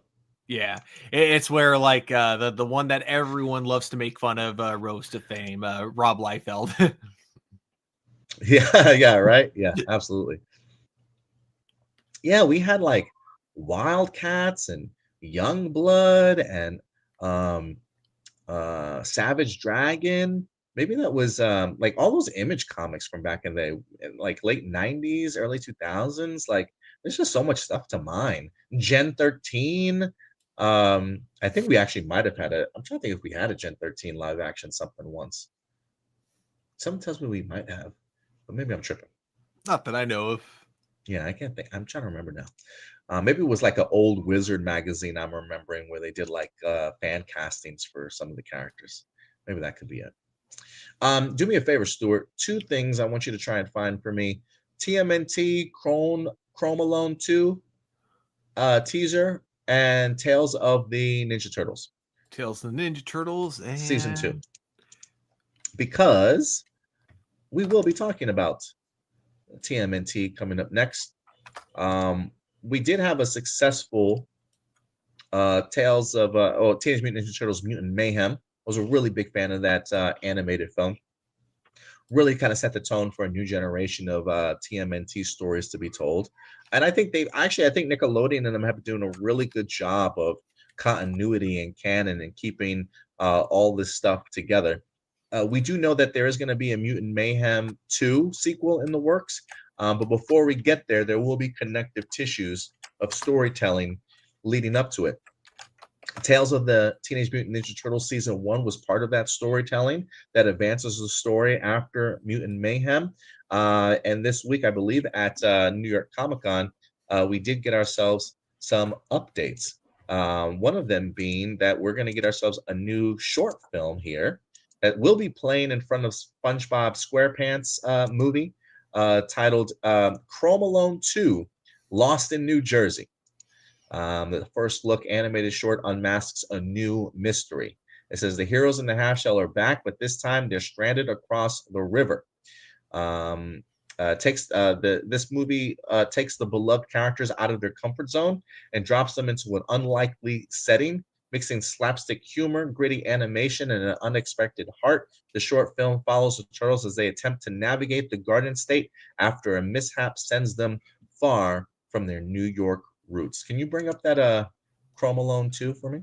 Yeah. Chrome Alone 2. There we go. Let's go ahead and play this. Cool. Is it muted? Yes, muted. Oh, my bad. I made him this mug. Oh my God!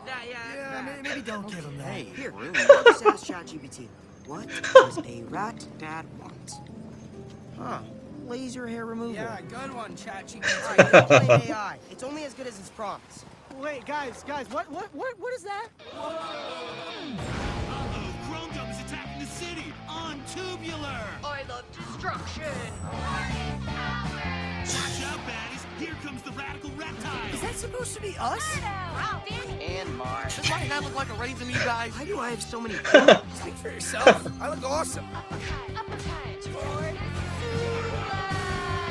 What? They stole my move.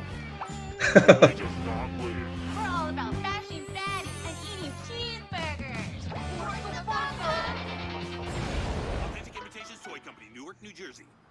can't be a coincidence, right? If someone is making money off this, it should be us. I can't believe I'm about to say this, but we're going to Jersey.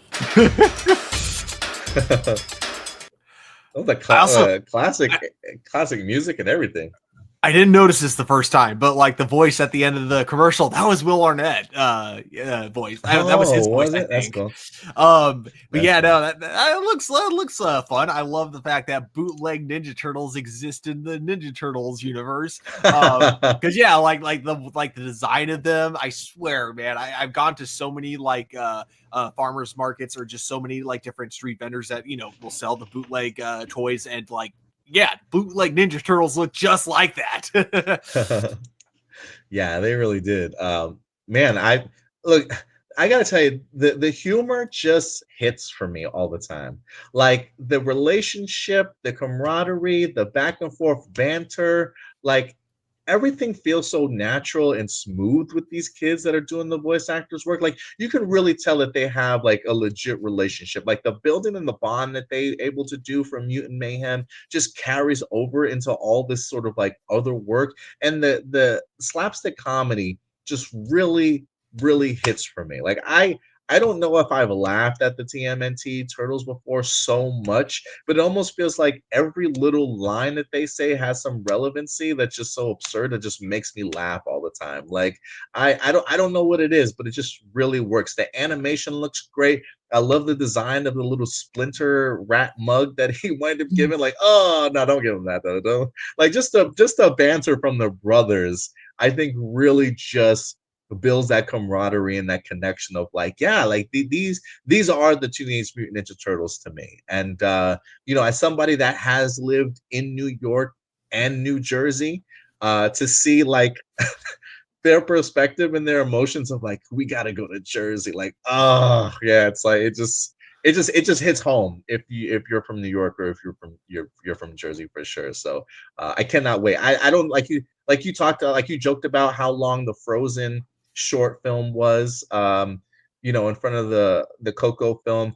I don't know if this is going to be 10 minutes 15 minutes long, but I'll take anything at this point. I'm just ready for more TMNT. So it looks funny. It looks like it's going to be good.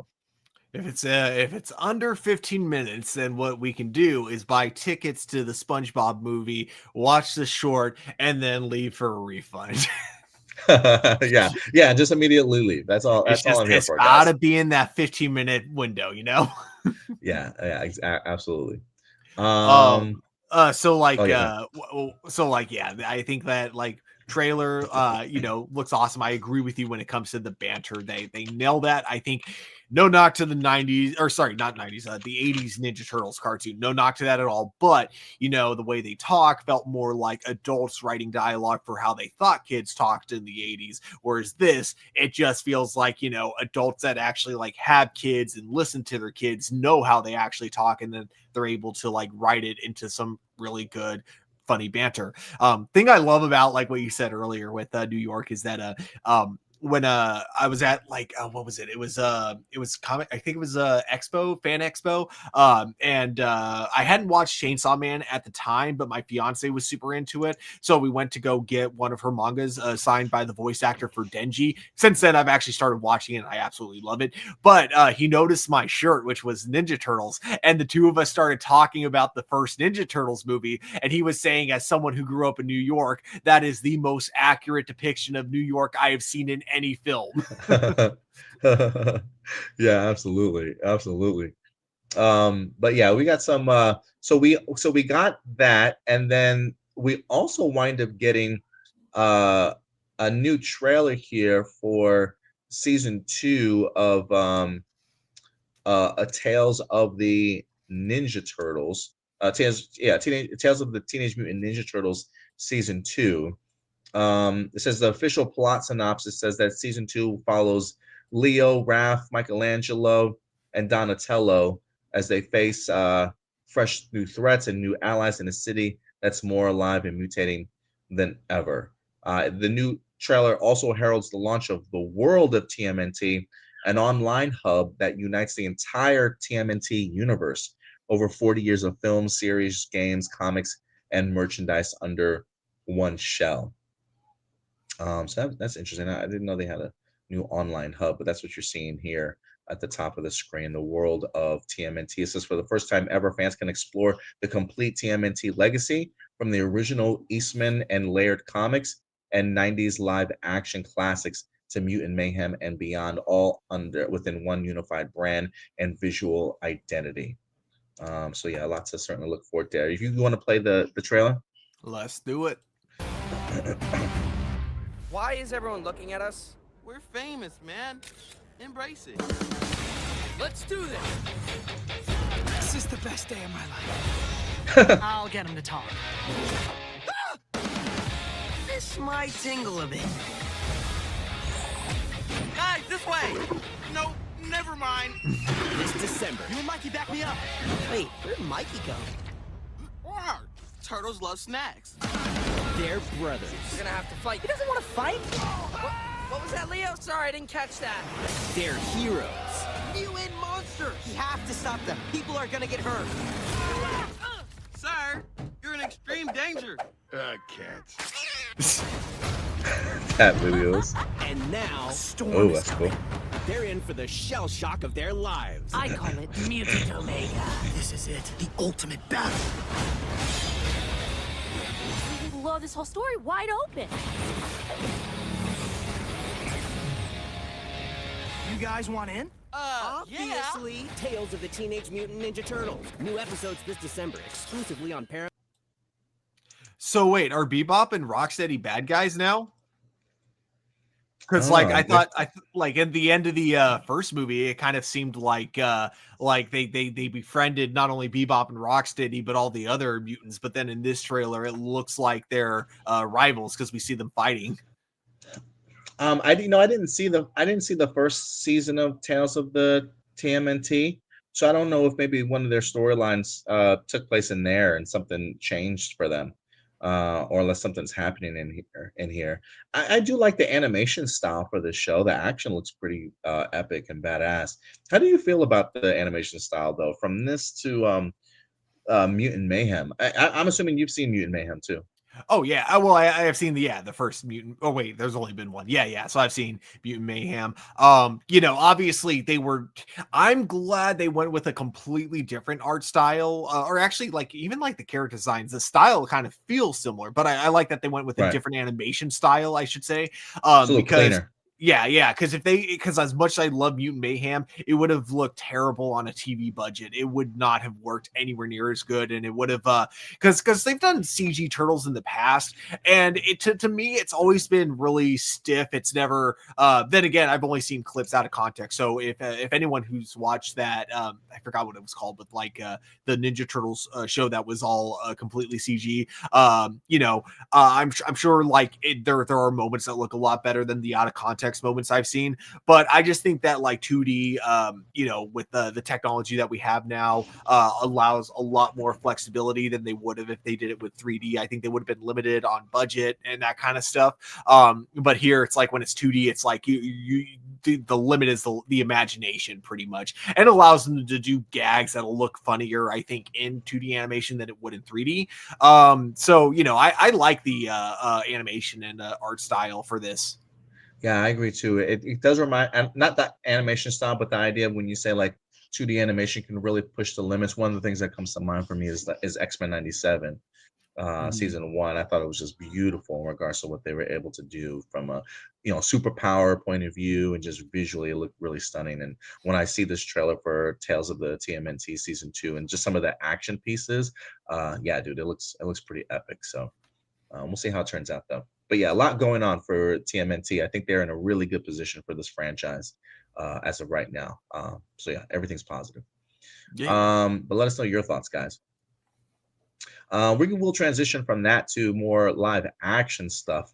As you know, Stuart, one of the things we've been looking forward to and that they've been announcing a lot lately, Game of Thrones spinoff series.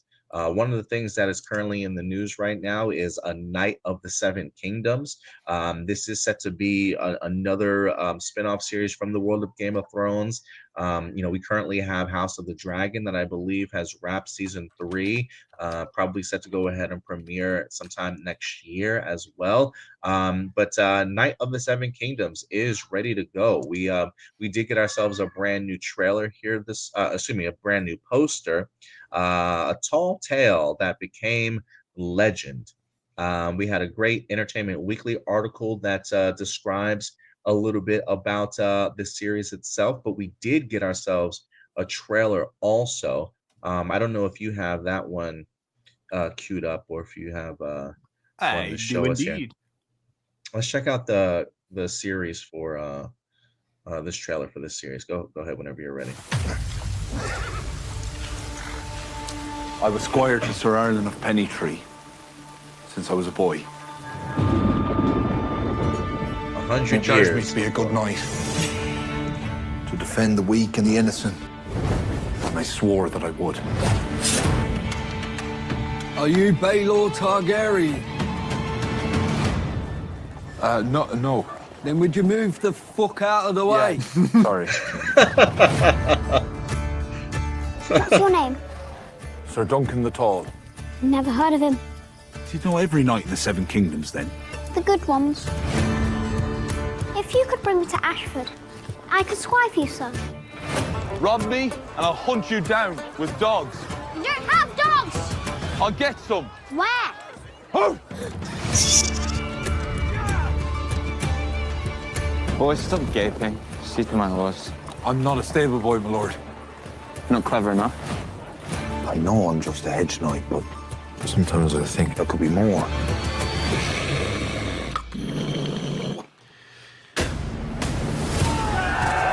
Why do you treat these royal lapdogs like they're your betters? They are my betters. These men have a name. I'm trading. What chance do I have? I have no chance. The falling star brings luck to those who see it. So the luck is ours alone?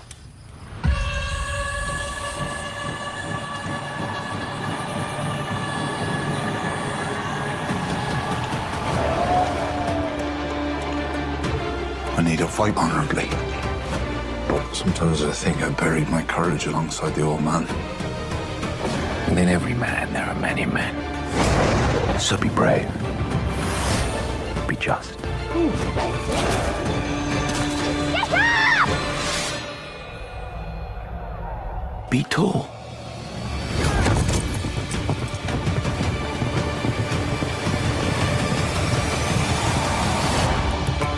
That's a cool shot.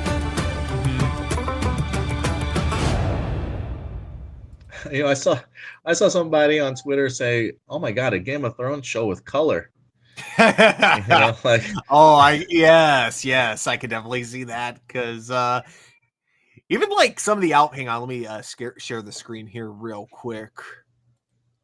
Like it's not like it pops or any like it's not like it pops that much, but yeah, even some of the outfits here that we kind of like see it's a little brighter than what you would normally see. Like, you know, it's not all gray, it's not all torn, it's not all dirty. It's like, oh, okay, it's a little colorful. Yeah, definitely a little more greenery going on in this world. You know, I was always curious as to what a hedge knight is. It says a hedge knight is a wandering knight without a master. It's like Hedge a knight, samurai. yeah, hedge knights travel the length and breadth of the Seven Kingdoms looking for gainful employment. You know, there is something. Look, I will say I was a really big fan of the trailer itself. I think it did a really good job of sort of setting up what the chemistry is going to be like between these two characters that I'm really looking forward to. But I think for me, it feels like it's got sort of like it feels like it's got that sort of like underdog mentality that I like. You know, somebody who's a knight that's trying to kind of find their way, whether it's to find a master that they can represent, or if it is just for employment to kind of make money. It is that idea, like this guy clearly wants to be more than what he's allowed, and that concept of like hierarchy. You know, will people even pay you attention if you don't have certainly what it takes in their eyes is a really fascinating one. There are elements like, I don't know why when I look at this, it takes me back to that movie A Knight's Tale a little bit with Heath Ledger, Yes. in that sense of just trying to make it, just trying to become something, like having a dream, having a passion to be something, but others around you don't kind of see you the same way, and to be like that knight that finds himself thrusted into a certain situation and he's got to overcome and prove himself. I don't know. I just think there's something really charming about storylines like that, especially set in this particular world. It says it's 100 years before Game of Thrones. I think we did see like a dragon in here breathing fire. I don't know if that was a real dragon or what it was, but I think during this time dragons are like non-existent right now. So I'm maybe you can explain a little bit more in regards to that. But from a visual perspective, cinematically, it looks great. Directing, I really love that shot at the end with that shot. Is that like a It head, looks like a fake. Like I think it looks like they're in kind of a circus tent, and that's meant to maybe be like doing like a performance or something like that, like a play? Yeah. Maybe they've made a dragon head, and because I don't see like a real body, it looks like it's something that maybe they kind of put together. So Yeah, that, looks like it's being held up here and here with oh yeah, little I can see sticks. that now. Yeah, it looks like Homeboy in the front literally has like a torch, and then they're spraying something to give it that effect of like fire's breath. So yeah, it's really fascinating to kind of see the world that we're going to be planted in here. And I think for me, it's going to be the chemistry, the charm between the characters, and just that story of an underdog trying to achieve kind of greatness in the situations he finds himself in. So the humor seemed like it was on point. I don't know. It's just a lot of stuff I think is going for this trailer. Is there a name for this trope that we see all the time where it's like the lone wanderer who's usually has a big stature and is accompanied by like a smaller companion, usually a comedic relief, sometimes just someone that looks up to them and wants to be like them? Because we see it in Shrek with Shrek and Donkey. We see it in Berserk with Guts and Puck. We see it here now. Blue Eye Samurai. I could probably The Mandalorian. I could keep going if I wanted to. Yeah. There, but like, is there a name for that trope? Because like, I like it. Don't get me wrong. That's not me saying it's overdone. That's me just saying it's a trope that I've started to notice a lot, and I'm wondering if there's a name because I actually do really like this trope.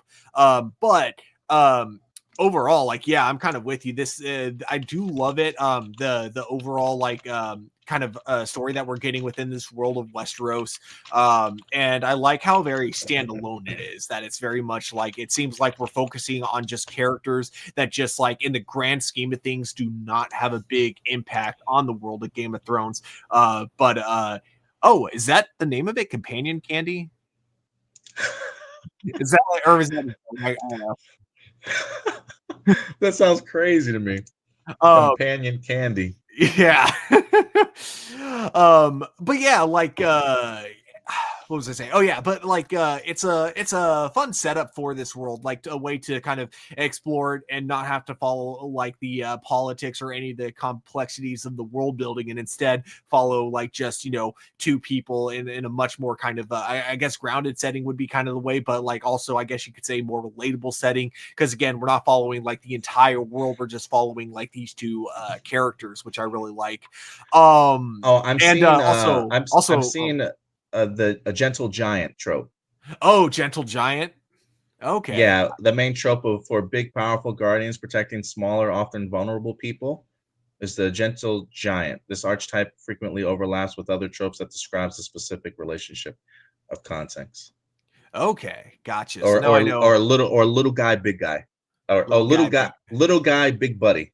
Little guy, big buddy. Gentle giant. Got it. What was I? Oh yeah. So and then the other thing too is that the books that this show is based on, my fiance is like a huge fan of it. So I think she was like I think she was more hyped for this than she was the what was it? What's the Game of Thrones show that's currently on? House of Dragons. Yeah. I think she was more hyped for this than she was House of Dragons.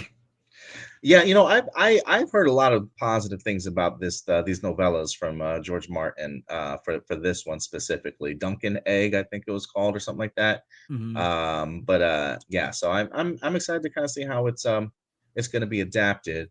They did talk a little bit about it over at Entertainment Weekly. I'm not going to talk about the whole thing here, maybe just a couple paragraphs. Um, let me see here.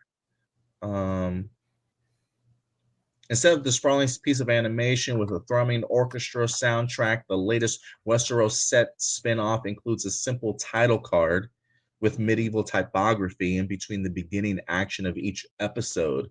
It's a clear signal to audiences that they're about to experience something different than what they're used to. It's on par with the Duncan Egg novellas on which based the series is off of. It doesn't have the massive scale of House of Dragon. This is more a snackable, character-driven story set in the world of Game of Thrones. It says all decisions come down to Dunk trying to channel the type of person he is into every aspect of the show, even the title sequence. The title sequence of the original Game of Thrones and House of the Dragon are big and epic and incredible. The score is orchestral and large and beautiful. That's not really Dunk's MO. He's plain and he's simple and he's to the point. He doesn't have a lot of flash to him. I think that's interesting in regards to like literally taking characteristics of your character and implementing it in other aspects of the show. And it seems like the intro sequence for the show is just going to be a title card, which is fascinating. Let me see here. Irish actor Peter Clafley, a former rugby player who appeared on Bad Sisters and the film Small Things Like These, is playing Dunk, a squire to a hedge knight, a wandering defender of the realm unbound to any specific lord or house. When his master dies, Dunk goes off to compete in a tourney at Ashford Meadow to earn some coin, setting in motion certain events that will have ripple effects for the larger world. With a wooden shield and a rope repurposed as his sword hilt, the three horses whom he regularly converses with, Sir Dunk soon meets Egg, a diminutive, bald-headed boy who's determined to squire for Sir Dunk. It says season 1 adapts the main events of the Hedge Knight, the first novella. Trying to see what else it says. It says, though there's no spoiler to say that the show's Targaryen civil war leads to the decimation of that empire and eventually extinction of dragonkind, with the rise of Dunk, we're just over 50 years after the death of the last dragon, but that wasn't even much of a dragon, Parker notes. It was a sort of gnarled thing that couldn't even fly. If you can't fly, what are you really? They're just you're just a fancy lizard. At this time period, nobody's thinking about magic. This could basically be the 14th century Britain. This is a hard nose, grinded out, gritty medieval knights, cold with a really light, hopeful touch. It's a wonderful place to be. We are ground up in this series. We are starting right at the bottom. We're not with the lords and the ladies, the kings and the queens. So yeah, definitely giving us a different tone for sure. It says to find a totally different version of this world that everybody seems to know so well was very appealing. The fact that we live in the world, though, where magic once existed is very interesting to me. This is the ground and the grass that has seen dragons and dragons fire before. So everything is just like how the world is, but a little stranger and a little different. What do you think? I like the sound of that personally. Yeah. Especially when you already have a show on TV that's as big and gigantic as House of Dragons. I think this will be a nice change of pace. Yeah, definitely. It kind of makes just your overall world feel more alive when we're not focusing on kind of like the same big scale that we've been getting in the past. I think it worked really well. I think it works really well when Star Wars did it with the Mandalorian, that we went from when we stopped focusing on the rebellion versus the Empire and started focusing on kind of the smaller scale stories with the Mandalorian and Grogu. And I think it's just a great way to just make your world feel a lot more fleshed out, and makes it feel more live, like something you can actually live in, Yeah, absolutely. Yeah, I totally agree with you. But yeah, guys, let us know your thoughts and your level of anticipation for Knights of the Night of the Seven Kingdoms. I'm trying to see if there's I don't know if there's a release date yet. Did I see that? Thought there was. It should be, right?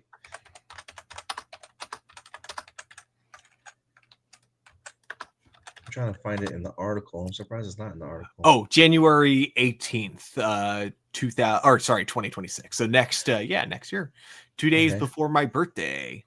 Oh wow! So we got Game of Thrones, a Night of the Seven Kingdoms, and then we also got Wonder Man dropping that same month in later in January. So Game of Thrones in the MCU with some brand new titles to explore. So yeah, let us know your thoughts. And then last but not least, Stuart, we'll kind of go through this kind of quickly here. Believe it or not, Alien is back in the news here.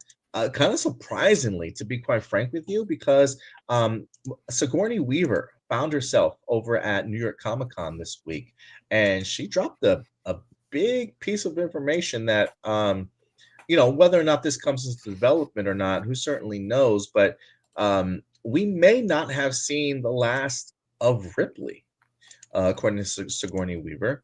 This comes to us from the Hollywood Reporter.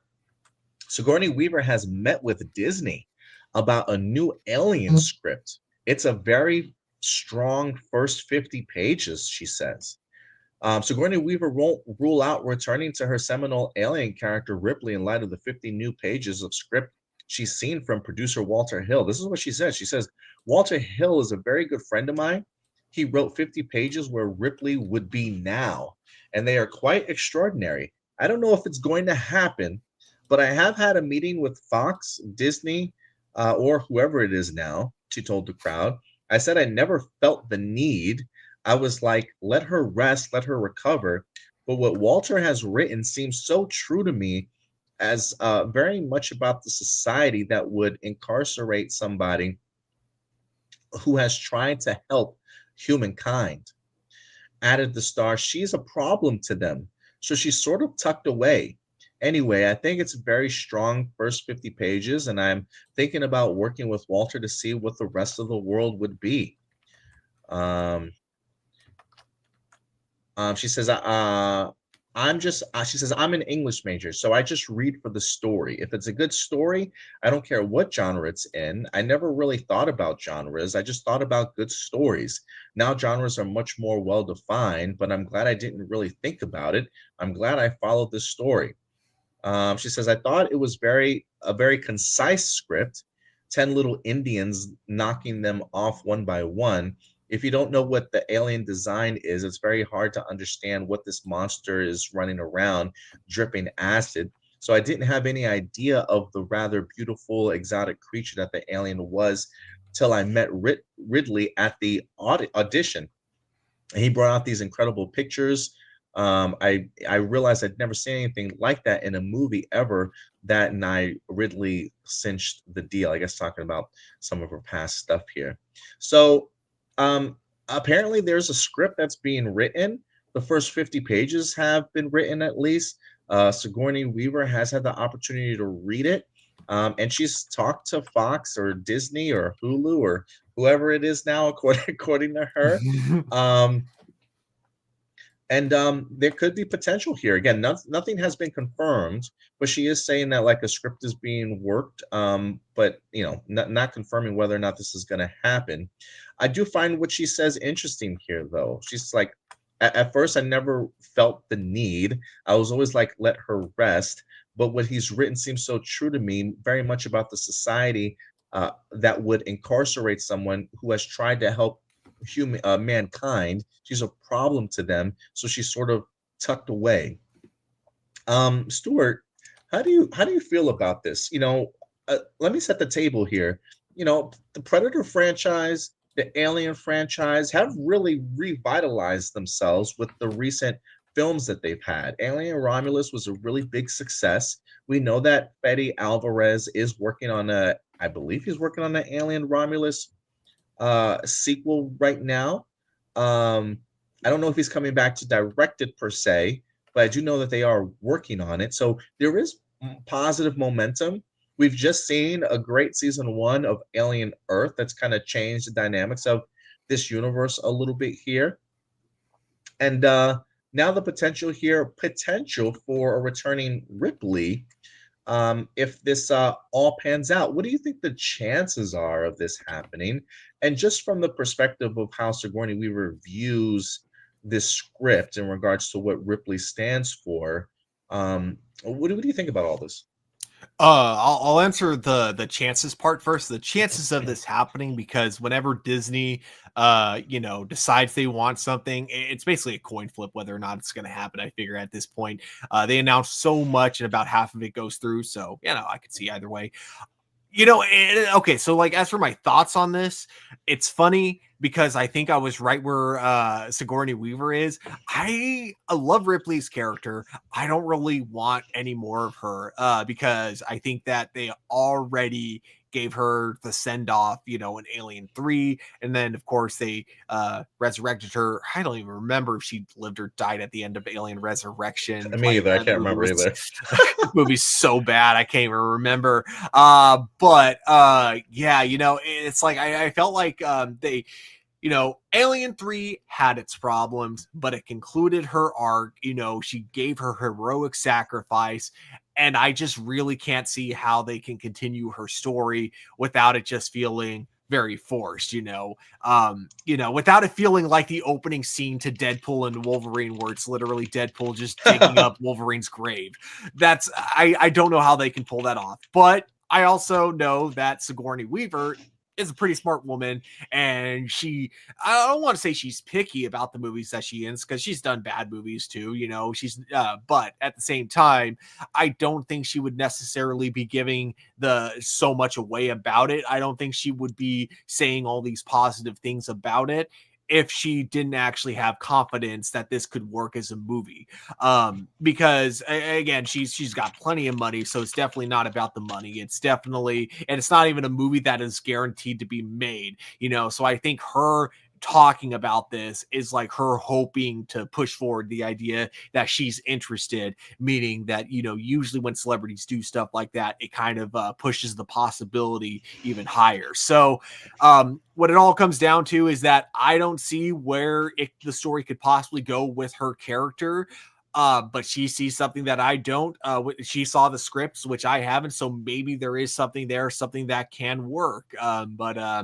Yeah, we'll have to wait and see. As of now, I guess I'm definitely on the cautious side, more cautious than optimistic, but that could easily change. Yeah, I'm trying to figure out how I feel about this. There are two aspects to me where I'm just like, yeah, we've kind of used the Ripley character so much now. Let's just kind of move on. We're trying to build other stars here within this Alien franchise. That I personally would like to see kind of take the main spotlight. But the Alien franchise, I think, just has so much going for it. The introduction of the child minds within the synths in Alien Earth. We've seen that there is a thing of Ripley clones and whatnot. So maybe this is another successful Ripley clone that maybe they've kind of created. Ripley did die at the end of Alien 3, which, to be fair, I know a lot of people aren't necessarily big fans of that movie. Stuart, I actually kind of like Alien 3. Okay, what's funny is that I was on the train of disliking Alien 3 for so long. It wasn't until my most recent rewatch. Yeah, I was like, this actually isn't good. bad. Yeah, it's actually a good movie. I think what it was for me is I was just so disappointed by the fact that they took away her happy ending from Aliens. Oh, right in the beginning, right? Yeah, right in the beginning, and I think I just never recovered from that. And so I think upon rewatch, knowing that going into the movie helped me enjoy the movie a lot more and just actually see what it was that the story they were trying to tell us, and it made me appreciate it more. Yeah, me and the girlfriend we're doing a rewatch for it to get ready for like Alien Romulus, and I just remember watching it and I'm like, why did I not like this movie again? Like, why are people crapping on this movie? Like, I was bummed when I rewatched it, like, oh damn, they died in the beginning. But like after that, when you just pay attention to the Ripley story and the surrounding characters and the male prison and stuff and just the alien running around, like it was just really fascinating. I'm like, this is actually pretty good.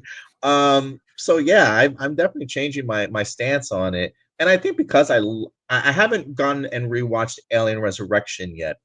But like after watching Alien 3, there's a part of me that's like, man, I'm kind of bummed that Ripley's gone. I kind of would not mind seeing Sigourney Weaver as Ripley again. So I don't know. I think there's a story there. I think if Sigourney Weaver approves of it, I think I would approve of it. And I think I would approve of it just because Alien is such on a positive trajectory right now that if Disney were to greenlight it, I think that they would understand, yeah, this would go really well with what we're kind of establishing and creating. Whether or not it has connective ties or connective tissues to the Alien Romulus sequel that we'll get, or Alien Earth. Alien Earth might be its own kind of separate thing, but I do think that there are elements that could be kind of incorporated in regards to bringing Ripley back. I mean, maybe there's a particular, if she's talking about the idea that they have her sort of locked away,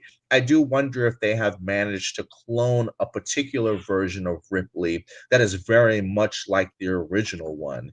And the fact that she has so much experience with these xenomorphs, she's been sounding the alarm for years. The concept of her being tucked away by the government or by these space authorities in the sense of not wanting her to get out because of maybe the potential movement or problems that she can cause for people. That for me is really fascinating. Just where we're at right now, when the concept of like trying to jail your political opponents or like trying to hush people in the world that don't necessarily like agree with you or the way that you do things. I do think that there is something, it's movies like that I think really resonate with people nowadays in regard. Like I think of things like The Long Walk, or like One Battle After Another, that really deal with like where we're at in today's society. If you can kind of take those same aspects of it and incorporate it in regards to just how much Ripley knows and how big of a character she is, I do think that there is a story there. So I'm like you in the sense of like, at first I was like, just let her rest. But Sigourney Weaver is such a good actress too, and if she really likes the script and wants to be on board with it and is open to it, I think you could take that positive momentum that Alien Romulus has provided for you. And if you got a good script, I say roll with it as of right now. So I would love to see this. I think I would be I'm much more open to seeing it than I was prior. Yeah. Because yeah, like you said, they've been doing a good job so far with the Alien franchise, with Alien Romulus and Alien Earth. And as much as I like both of those, they both have one issue. I have one issue with both of them, and that is they don't really move the overall world or the plot forward. They're just kind of like going back in time to these other areas to do more like kind of fill-in stories. So I would really like to see them actually continue the world of Alien outside after Alien Resurrection, or even if not Alien Resurrection, because maybe that's too far into the future, at the very least like post Alien 3. I would love to see them do something something that just like moves the story forward now. Yeah, because I think Alien Romulus is kind of, I don't want to say it's kind of doing that, but it's kind of playing with pockets of time that haven't really been explored yet. And kind of filling in some gaps, if you will. And maybe this is a story that can land really well within that timeline somewhere. Marcelino does ask us, what are your thoughts, reaction to Alien Resurrection? It's been so long since I've watched it. I do want to give it a rewatch because again, I after seeing Alien 3, I was like, yeah, this is definitely overhated. I actually really enjoy this. I don't know if I'm going to have that same reaction to Alien Resurrection, but I might have to give it a rewatch and get back to you on that. Tony Robinson says Ripley comes back. How will they explain that she's older? Marcelino does say clones age as well, so they could just say that time has passed and she grew older. I mean, I don't know. Maybe they use some CGI for de-aging if they need to, or a really great makeup job. I don't really know. Who knows what time period they explore her at? But yeah, there is something really interesting about like Ripley being locked away. The government doesn't want her exposing what's been going on or what they've been doing, what these big corporations have been attempting to do at the expense of humanity. Like I kind of want to see that story. I loved when I was doing my rewatch of Alien 3. I think one of my favorite lines was like when you had the guys just kind of going like, "Oh wait, so if we turn this alien into Whalen, won't they like just take it and leave, and then we're all fine?" And she's just like, "Yeah, they killed my entire crew of military men just to keep us quiet. I don't think they're gonna care about a bunch of people on a prison planet." Yeah, I think she'd be a really great representation of like a revolutionary soldier, at this point in time in her life, to push back against these corporations. I think would be an interesting movement to kind of see happen in an Alien movie, because they haven't. I can't think of like nobody's really pushed back up against these corporations yet, have they? Not in universe yet. I mean, Alien Earth, you get the kids like pushing back against one of them, the one the corporation that built them, but that's about it. Yeah, towards the end, right? Like they got all the head honchos captured, and it seems like they're going to be going after all of them now. So we'll see how it turns out, but it's potential there. I didn't think there would be before, but I'm open to the ideas just based off of the trajectory this franchise is going.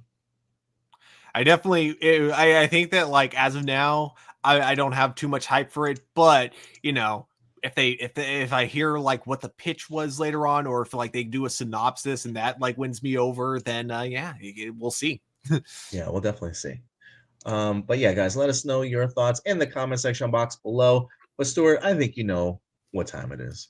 I do indeed. And now, everybody, it is time for live viewer questions. We're going to take your guys' live viewer questions here. I'm actually trying to see if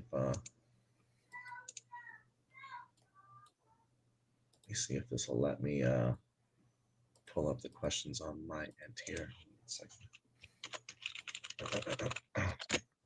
Since I'm on my phone right now, so I want to see if I can pull this up. Bring up the questions on your side just in case I drop off or I'm having trouble with this, but let me see what I can make work on my end right now. So let's go over to our live viewer questions here. Again, every Saturday afternoon or evening, we will go ahead and post a live viewer question post. Just go over to our Hero Report YouTube channel, click on the post tab like you see right here, and voila, live viewer questions. Let's see how many we can get through here really quickly. Maybe some short answers, but we'll see how this turns out. Marcelino, at one point, the crew on Arrow wanted to incorporate the Suicide Squad and contemplated on giving them their own spin-off show with John Diggle as the lead. However, WB eventually forced them to kill off and abandon the Suicide Squad in favor of the movie. Now, here's a hypothetical scenario. If you had to pick one of these shows to exist while the other one never existed, which would you choose, The Flash or Suicide Squad? If you pick The Flash, then Arrowverse continues as it did. But if you pick Suicide Squad, that means Arrowverse continues its grounded nature it's set up in the beginning. This means no metahumans, no aliens, no multiverse. I'm going to pick The Flash every time. Yeah, same here. Because, we know The Flash was a good show. We don't know if the Suicide Squad would have been good or not. As much as I do hate the fact that, they canceled, or not the show itself, but I do hate the fact that, WB was like, yeah, you can't use the Suicide Squad anymore. We're using it for a movie, so go kill them off. Yeah, I know I have my complaints about The Flash, but I'd rather The Flash continue along the way that it did and continue to get all the other Arrowverse stuff that we did after it. So yeah, give me The Flash. A year later, after the Acolyte release, there's something that stands out why fans don't like it. It's more than just the bad writing, bad pacing, or the Disney Plus format, because when something is truly hated like the Acolyte, there's something more to it. And that's Leslie Headland's approach to Star Wars and how she tried to change key parts of the Star Wars lore. What do you mean when I say this? Here's what I mean. The High Republic was a time when the Jedi were at their best, and we were going to finally see the Jedi as guardians of peace and justice that were stated to, and they would eventually see their corruption, and that we would eventually see their corruption and politics, which would then lead to their downfall. The prequel era showed that the Jedi lost their way during the Clone Wars as being complacent and arrogant, but they were never portrayed as corrupt or morally bankrupt. The Acolyte showed that the Jedi were not a flawed. The Acolyte showed that the Jedi were not a flawed organization composed of people with good intentions who were forced to make bad decisions. They are now a truly terrible organization who never resembled the guardians of peace and justice we thought they were. The light side is no longer a force of good, and the dark side isn't a force of bad. Both have different interpretations, and that it's okay to use the dark side, and you're a bigot for suggesting otherwise. Many people say even if the writing was good, these are things that they can't forgive because it goes against fundamentals of what Star Wars is about. Also, a comparison people point out is Andor. Andor showed that the rebellion wasn't just filled with good people who wanted peace in the galaxy, but also filled with complex and normal people who made sacrifices for greater good. Imagine if Andor was instead filled with corrupt people who didn't care about the larger cause, but instead just wanted to overthrow the empire as a way to gain power and profit to them. That's the direction that Acolyte took. Does this help explain some stuff? I mean, there are aspects of that I agree with, but I mean, in terms of using the dark side of the force not being a bad thing, we don't know yet because we've only seen a couple of perspectives. First of all, like anyone who wants to say that the witches that we see were using the dark side of the force, we don't know because they're using a whole different aspect of the force that we haven't seen, just like the wishes of Dathomir. They, I don't necessarily know if what they're doing with the force, or, as they call it, the thread, is good or bad. And then when it came to our main antagonist, he was the one that was encouraging our protagonist to use the dark side of the force, saying that the Jedi are the ones like lying. So we don't know. I mean, obviously, I think we can assume because his master is Darth Plagueis, who is, super evil and all that. I think we can assume he was just manipulating her the exact same way the Jedi have been manipulating her. I think the whole thing was going to go that, her problem was that she doesn't know how to trust herself, and that was going to be her arc if the show had continued in the next couple of seasons. She was going to learn that, oh shit, this guy is manipulating me the same way that I felt like the Jedi were manipulating me. As for the arguments with the Jedi themselves, I don't think it means that the organization is corrupt, just that, bad people can be in this organization. I don't think the Jedi as a whole were corrupt. I think Sol was a corrupt person. I think that they took on a mission. They went, in fact, they even did things that they weren't supposed to do. Everything Sol did was selfish. Everyone kept trying to tell Sol, no, you're not supposed to do this every step of the way. And the only other person who made a mistake while they were on the planet was the young kid who shouldn't have probably been on a mission like that, given how terrified he was, clearly giving in to fear, which is something that a Jedi should never do. So he probably was not ready for a Jedi mission like that. He probably was not even ready to be a Padawan, as we see him, making a stupid mistake completely out of fear. So, I don't think I disagree hardly when people say that the Acolyte makes the Jedi look corrupt. What I think it does is that it makes it look like there have always been corrupt people within the Jedi from the beginning. Yeah, I mean, I agree with you, Stu. It says, the Acolyte showcased that the Jedi were not a flawed organization composed of people with good intentions who were forced to make bad decisions. They are now a truly terrible organization who never. I don't think at all. I think the Acolyte did exactly that. It showcased that the Jedi were a flawed. we're not a flawed organization composed of people with good intentions who were forced to make bad decisions. Like it's there's only two people in the series that I look at and I think to myself, like, yeah, their intentions weren't pure, and that's Soul, like you mentioned, and then the bald-headed chick, the green bald-headed chick. Mhm. Those were people that um did things to cover things up for selfish reasons, but that doesn't mean that the entirety of the Jedi Order was like that. We see, what is her name now? I'm trying to remember her name off the top of my head. I totally forgot, but I will look it up real quick. I should know because I read the High Republic all the time. Damn it, why am I drawing a blank on her fucking name? Because I know in the High Republic she's a lot younger, but was she portrayed as antagonistic? Venestra, yeah. Venestra Rowe, yeah. Was she portrayed as antagonistic in the novels as she was in the show? I don't think she was antagonistic so much because she was so young. I think she was like knighted at 15. Probably one of the youngest knights that they had at the time. But the High Republic is an interesting a couple things. Okay, so for the High Republic era, the novels themselves do focus on the time where they were sort of at their heights and at their most peaceful and truly like guardians, right? The Acolyte takes place very much towards the tail end of that era.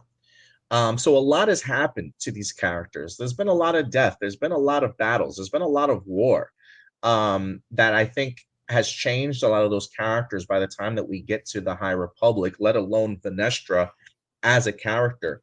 I think it's important to understand where these characters, their headspaces are at, especially for somebody who was so young, thrusted into that type of war, and how that can kind of change a person as you get older and some of the decisions that you decide to make for yourself. So by the time that we do get to the Acolyte, Venestra has seen some shit in her life. So she's been through the ringer in that sense. So that idea of like, yes, the High Republic is represented one way, but I think it's important to understand a lot of the things that have taken place during the High Republic to get to where we're at when it comes to something like the Acolyte. When you have two people don't necessarily make all of the Jedi corrupt. Like you said, Stuart, Soul had very selfish intentions, wanting to have a Padawan for himself, like really going out of his way to make something happen that probably shouldn't have happened, or had a somebody that he wanted to tutor that maybe necessarily wasn't ready or in the proper headspace to kind of bring into the order. So yeah, some of these characters are flawed, but that doesn't necessarily make the entirety of the Jedi Order that same way. So I definitely got to disagree with how people comprehend the material that they're watching on screen, because just because Venestra kind of went down a negative path doesn't mean the rest of the Jedi Order certainly did. I mean, maybe it got to the point of, Venestra maybe confiding in somebody. Like we don't know what that conversation between her and Yoda at the end was all about, or what she fully told him and what she fully didn't. I mean, we literally have like one or two handful of people in the Acolyte that actually see somebody with a red lightsaber and are willing to call them Sith.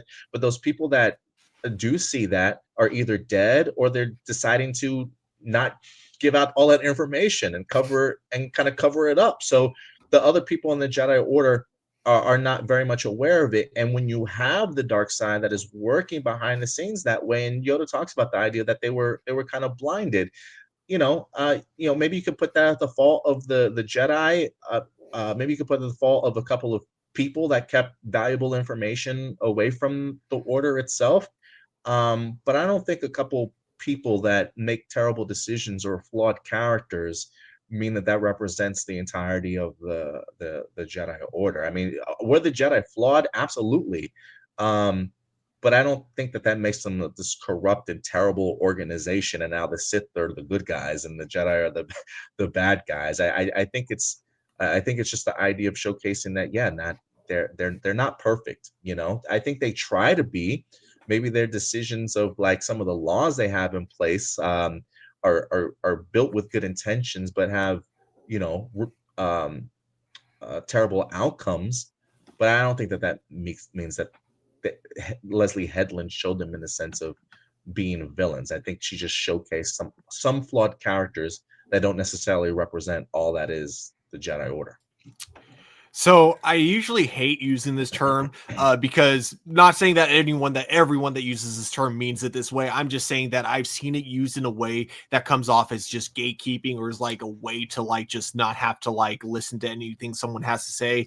But like, what's funny is that The Acolyte is probably one of my least favorite shows that I defend so much, in the sense of not that I hate it or anything, not that I dislike it. It's just that everyone who complains about the show is the most media illiterate person, or just so media illiterate about it. You know what I mean? And that's what makes me like constantly defending the show. It's like, I'm like, this show isn't great. It has a lot of issues. I just hate, like, I have not seen like, except for John, what's his name? John Campea, I think that was his name. Like him.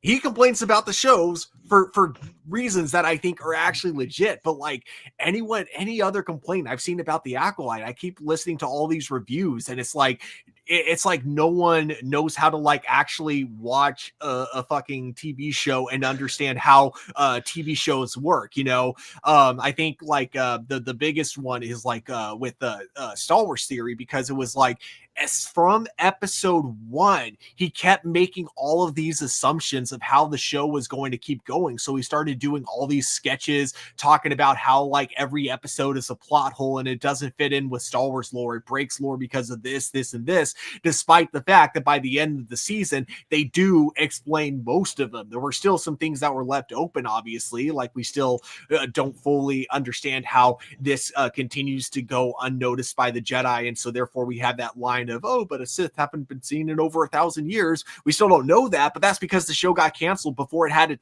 a chance to explain any of that.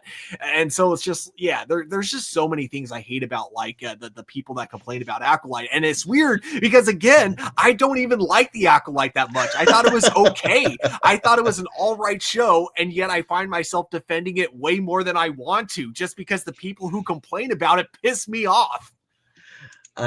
Marcel says, a problem with your argument, Adam, is that not everyone reads the novel, so in theory the Acolytes should have taken place early at the height of the High Republic. I mean, I get that, but I mean, you should be able to place the story in any time period that you want to and tell a story about complex characters that aren't perfect and make mistakes and stuff. I mean, I don't know why that's hard to understand for some people. People say that in the Jedi, the Acolyte portrayed the Jedi as worse than the prequels. Look, I don't know if the Jedi have ever been shown in a great light, to be quite frank with you, with the exception of maybe Obi-Wan Kenobi as like, you know, great, you know, I mean, hell, I don't even think George even showcased the Jedi in perfect light all the time. I mean, if George Lucas portrayed them the way that they did in the prequels, you know, we had Luke Skywalker that also fell from grace, that learned valuable lessons about the Jedi in regards to them kind of being flawed. I think George Lucas purposely built into the Jedi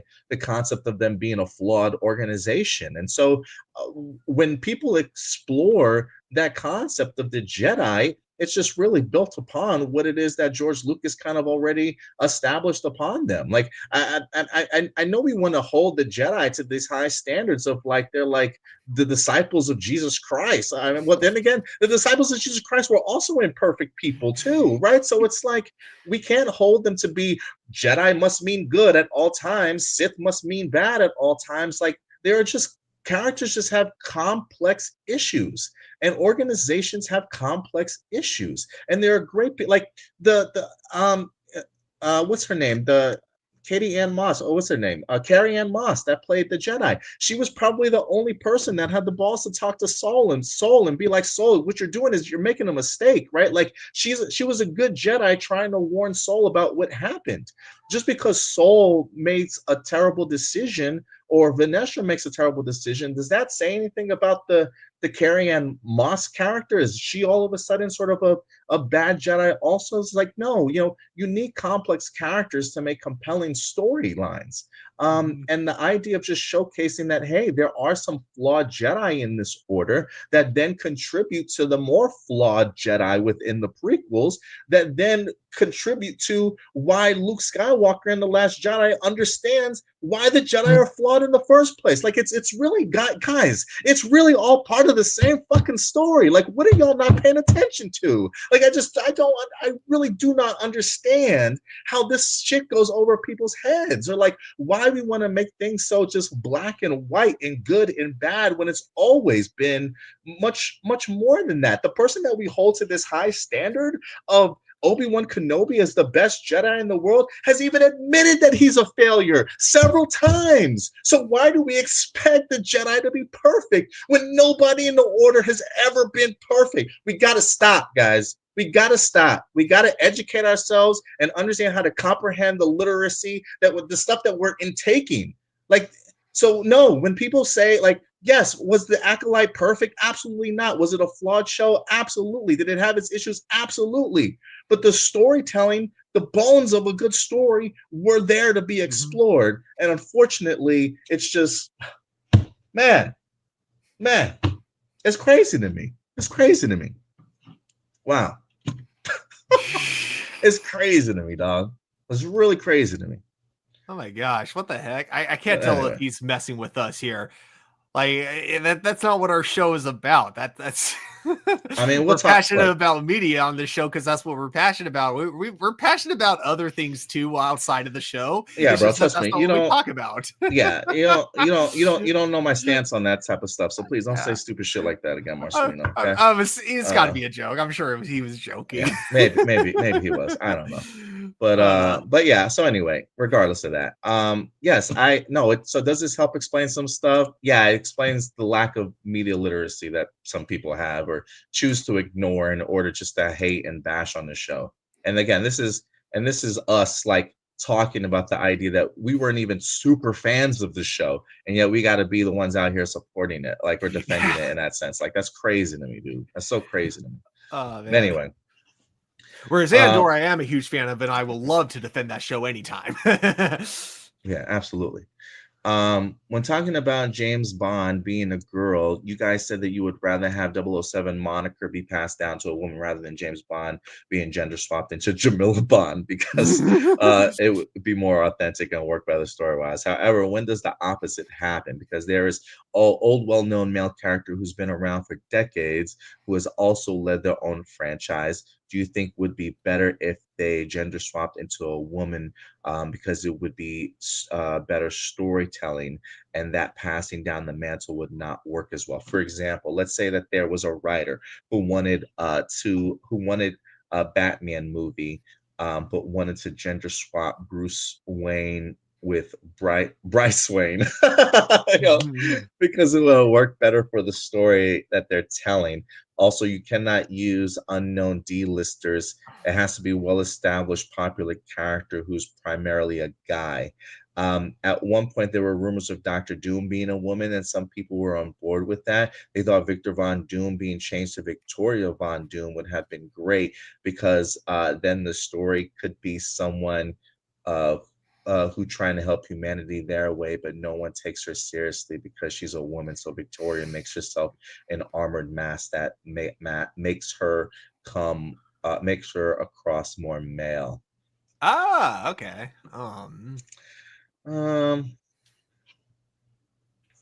So like a character I would want to see just genders.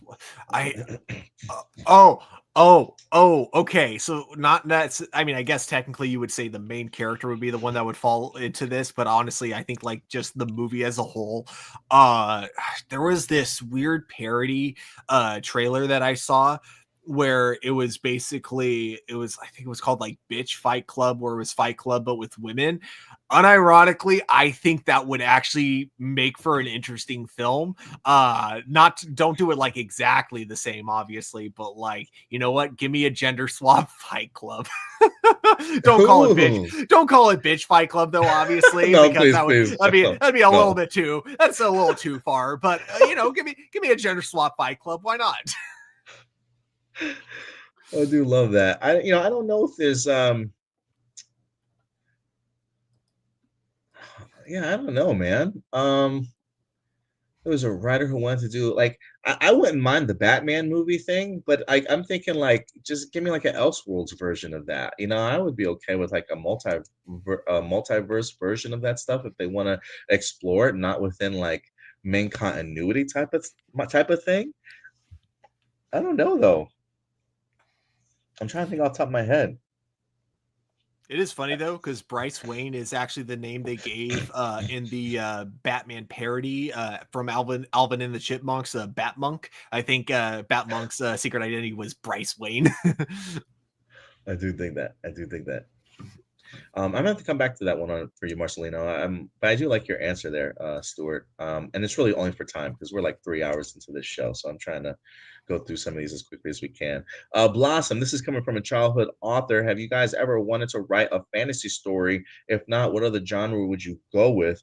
Also, remember I told you guys about my Imaginatrix Rangers creating their own planets, and they were brought to life. Have you guys ever wanted something like that to happen? And how do y'all put up with me? You're talking to a chick who has an overactive imagination. You're just young at heart, Blossom. That's all. You got nothing wrong with the overactive imagination. Have I ever thought about writing a fantasy story? Actually, yes. Back in high school, I think maybe 8th grade, I started writing it. And then going into high school, I started taking a creative writing class, and it made me want to rewrite some of the stuff I had already written. I had a classic notebook where I was writing a story called The Rings of Mystery. I can't remember if this was just based off of maybe, I don't remember if this was fresh out of scene. When did Lord of the Rings come out? I can't remember what year the Lord of the Rings movies came out.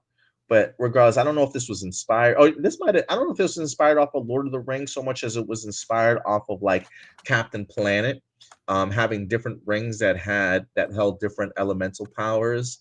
Wind, water, fire, earth type of thing. But it was called Rings of Mystery. And I had characters. I tried to do backstories for these characters. I tried to do some world building, like a proper prologue before I get into my main story. I had a couple of chapters kind of written, and then as I went through creative writing class, I would always go back and kind of rewrite as I felt I became like a better writer as I kind of went along. But all the rewrites of some of the stuff that I had, I eventually just kind of tired out, and I just stopped writing eventually, and I never went back and revisited it.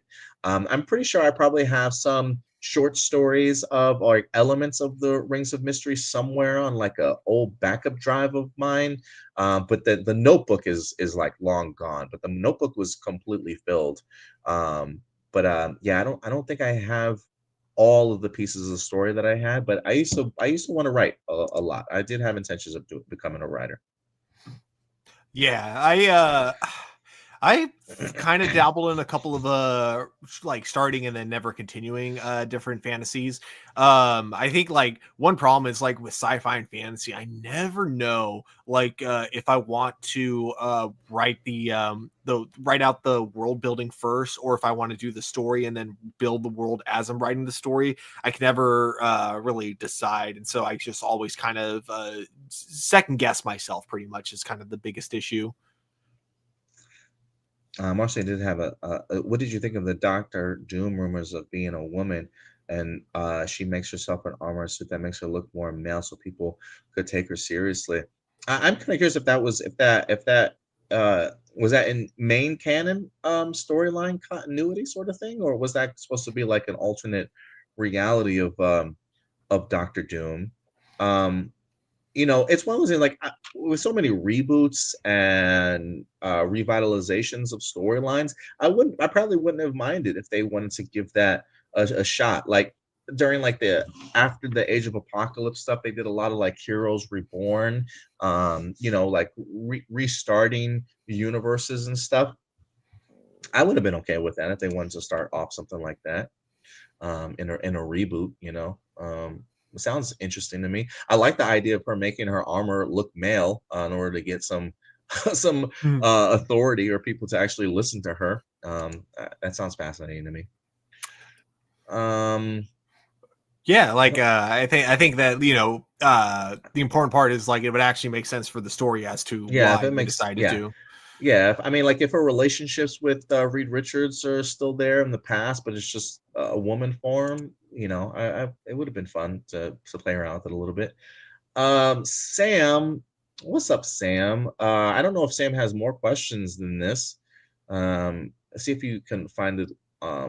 It looks If you like can it's just find it these yourself. two. Just two? Okay. Yeah. Mortal Kombat announced third film is coming. I hope there's new characters like Nightwolf, Smoke, and Rain. That would be dope. I would assume that they continue to add to the list of people. And then two, Power Rangers Beast Hunters fan series theme song is here called Let's Start the Hunt. And also Power Rangers Ninja Kids first look at the Megazord, Alpha 5, and Zordon. I did see some of those images. They definitely look CGI heavy for sure. So I am kind of curious to see how they're going to look when we actually get the web series itself. But yeah, the web series hasn't come out yet, has it? No, not yet. But I did see a really cool looking fan trailer where it's called Sierra Force Power Rangers, and it's basically a African fan film Power Rangers, and it looks pretty cool. I like the design of the suits. Yeah, there's so many fan productions I've noticed recently with Power Rangers, and I've kind of fallen behind. I might actually just do a day where I just like binge watch a bunch of different fan projects. Yeah, that'd be pretty cool. Let me know what you think. Yeah. Kiki and Luca, we saw Tron and my son loved it. Why do you think it's performing so poorly at the box office? Well, I mean, what did Tron Legacy do at the box office? Do you know? Ooh, I actually looked this up somewhat recently. It made money, but it didn't wasn't like amazing or anything, but it did make a profit. I think maybe I don't know how well it was received. If Tron Legacy was poorly received or not that well received, you know, maybe that kind of takes a hit at the franchise. Also, it's been a really long time coming also, so maybe that's taken a hit on the franchise. It taking so long to come out. Some people could say maybe it's the curse of Jared Leto. You know, who knows that people saw his face and they're like, I don't know if I want to see this movie. I really have no idea. I have not seen it. I feel like I've heard better reception towards it than the previous one. But you know, I think it probably has had some things against it, maybe time, along with how the previous one was well received. I think those are probably the two biggest issues. Yeah, I think the problem, yeah, like you said, I don't know if like the Tron franchise was really like fresh in anyone's mind, or if there was really any hype for it, because I don't know, like I don't see people talking about Tron that much on the internet, or you know, so I don't know if there's like even like still a, you know, big, I know there is a fan base, but I don't know if there's a big fan base out there for it. Yeah, I mean, maybe it's a miscalculation over Disney of how many Tron fans are there. You know, maybe there are. Not to say that it's not, but maybe it's just not as big as people think that it is. And there's a part of me too that I think maybe just lore wise, this is just a lot going on, and maybe people are just like, I just don't know. Like maybe like for me personally, I feel like I need to have seen the other two in order to even go and see this movie and kind of enjoy it, or to even understand what's going on. And so maybe it's got after so much time, maybe it's just so much lore that people are just like, I don't know. But again, I barely know anything about the franchise, so I don't know. Marky Parko, What do you think of Vincent D'Onofrio famously gaining significant amount of weight to portray Wilson Fisk, Kingpin in the initial Marvel Netflix Daredevil series, then for subsequent MCU appearances such as Disney Plus's Hawkeye and the Daredevil Born Again, he began to use a muscle suit. This change was implemented to protect his health, preventing the constant strenuous need to repeatedly gain and lose a large amount of weight every time the character returned. Given this practical measure to maintain his physical appearance on the show, for the role, how might the use of muscle suit affect actor's performance or his sense of truly embodying the power? How might the use of a muscle suit affect the actor's performance or his sense of truly embodying the powerful, imposing Kingpin? I think in Vincent D'Onofrio's case, because he has been that size before, I think it's just like getting back on the bike. You just remember it. It may not necessarily be who he is physically anymore, but I think there is two things. I think there's one of the idea of you have been this size before, so you know what it's like, and then two, it's kind of like when you hear people talk about putting on the superhero suit for the first time. When you put that superhero suit on, you just feel like you embody being a superhero. Like maybe it's the same thing for Kingpin as Wilson Fisk. When he puts on the muscular suit and he puts on the actual suit on top of it, sort of thing, and he looks at himself in the mirror, like visually, when you see yourself embodying that character, you can just get into character that way. So I don't think it really bothers him in regards to his performance. I think he's got a couple things that work for him in regards. And he's such a good actor in that regards too, that I think he's more than capable of still allowing it to resonate with him, despite him actually not being that size anymore. Are you muted? I don't know if you had any other response. If you did, I personally don't mind it. I think the suit looks fine on him. Sorry, I got distracted. Oh no, you're good. You're good. Do you think we could see more Aang's and possibly Korra's descendant in the new Avatar series? And do you think X-Men 97 will get a 4th and 5th season? Yes to that one, Jessica. They're in talks right now. And with Back to the Future being released in theaters, do you think theaters should start offering more old movies so people can have more choices? Yes, there are so many movies that I really want to watch on the big screen that I never had the opportunity to, because obviously I wasn't born back then, or in some other cases maybe I was and I just never got the opportunity to watch it in theaters. So I think it's a great idea to play old movies to give people that chance, especially if you have the film reel for it somewhere. Like, I mean, most of the film reels stay archived somewhere, so I think sending more of those out to other theaters is kind of a good way to, just a good way to get a little extra money and get people excited about older movies. Let's see here. Real quick. That Aang and possibly Korra descendant. Yeah, I think there's a good possibility we'll see like Aang's in this case they would be like great grandkids, and then for Korra it would just be like her kids and possibly grandkids. So I think there's a good possibility. We got Aang's grandkids in Korra, so I don't see why we wouldn't get them in the next series.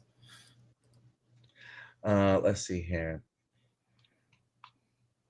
All right. But yeah, I do like the idea of old movies. I feel like they used to do that for like fandom events and stuff, but no longer. We'll see though. But I would love to see that. AJ, the Morphing Grid with like an essay here, college essay. This 5-episode crossover special, Redemption of Two Teams, will serve as a significant do-over for the creatively constrained seasons of Power Rangers Megaforce and Super Megaforce and Ninja Steel Super Ninja Steel, both of which featured Rangers who were high school students, a setup echoing the original MMPR. The plot is set a year after this 5-episode crossover special, a Redemption of Two Teams. Okay, the plot is set a year after the defeat of Madame Odious, who was brought back by the alternate reality Prince Vecker. Vecker, utilizing the time device, saves Odious from his final defeat, and they join forces to corrupt 6 innocent individuals with Odious's magic. This corrupted citizen wields the Ninja Star Ranger keys and mimic their fighting styles, foreshadowing a large ninja intervention and acting as a nod for Hurricaneja versus Gowanja. Becker also uses legendary Ranger keys to summon an army of soulless Ranger clones, a direct adaptation of the unused Gokaiger plot element. The strips the core Megaforce team of the original Gossager-based powers, leaving Orion as the sole defender against the initial chaos. To correct their origin story and acknowledge the pirate theme, the stripped Megaforce Rangers are transported to an alternate dimension and tested by mysterious pirate rangers who bestow upon them the permanent ability to morph into their super mega mode, along with a new pirate galleon ship, providing a real organic explanation for the pirates' aesthetic that was largely unacknowledged in the original series. The Megaforce team returns to aid the Ninja Steel Rangers, who are struggling to fight the mind control citizens without causing harm, addressing the original Ninja Steel's lack of significant challenge and demonstrating a more mature approach to conflict. Help arrives from Ninja Storm legends Cam Watanabe and Hunter Bradley, who are contacted by the Ninja Steel team's mentor, Mick. Their return and subsequent training of the Ninja Steel team in the Styles of the Wind and Thunder Ninja Academies directly adapts the unused Ninja Special. They also pay a respectful tribute to the late Pua by referencing his continued life as a seasoned sensei and a successful community focused entrepreneur. Cam and Hunter eventually reclaim their Ranger powers through legendary keys for the final confrontation against Vekar, Odious, and their twin armies of mind-controlled fighters.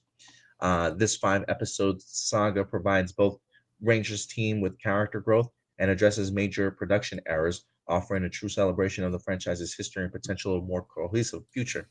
What do you think of this concept, and do you wish that if the pandemic didn't happen, we could have actually had an on-screen crossover in Dino Fury? Dino Fury did at least include a brief appearance of General Shaw from Beast Morpher Season 2, Episode 12, including the Grid Battle Force Rangers via unused Go Busters footage. Do you think this concept, what do you think of this concept, and do you wish the pandemic hadn't happened, we could have actually had an on-screen crossover? Cool concept. Like, feels like a lot of moving pieces. Yeah, feels like a lot of moving pieces to me personally, but maybe it would have been awesome. Yeah. It's hard to say because like a lot of cool pieces, but like it's so much that it's kind of like hard for me to see the big picture. But you know, I do like the concept of like kind of recontextualizing the Ninja Steel team to add more depth that wasn't there originally.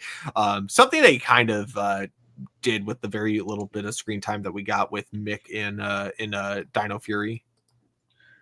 My friends call me Joseph. Have you guys heard of the original Sam Raimi trilogy returning to theaters for a limited time, starring Tobey Maguire, is generating speculation about significant box office performance? I thought they already did those already. I thought those were already released. Maybe I'm tripping though, but I thought that those were already released in theaters, re-released. I thought, because I thought I missed out. I thought it was like late September they came out, but maybe I'm wrong. Huh.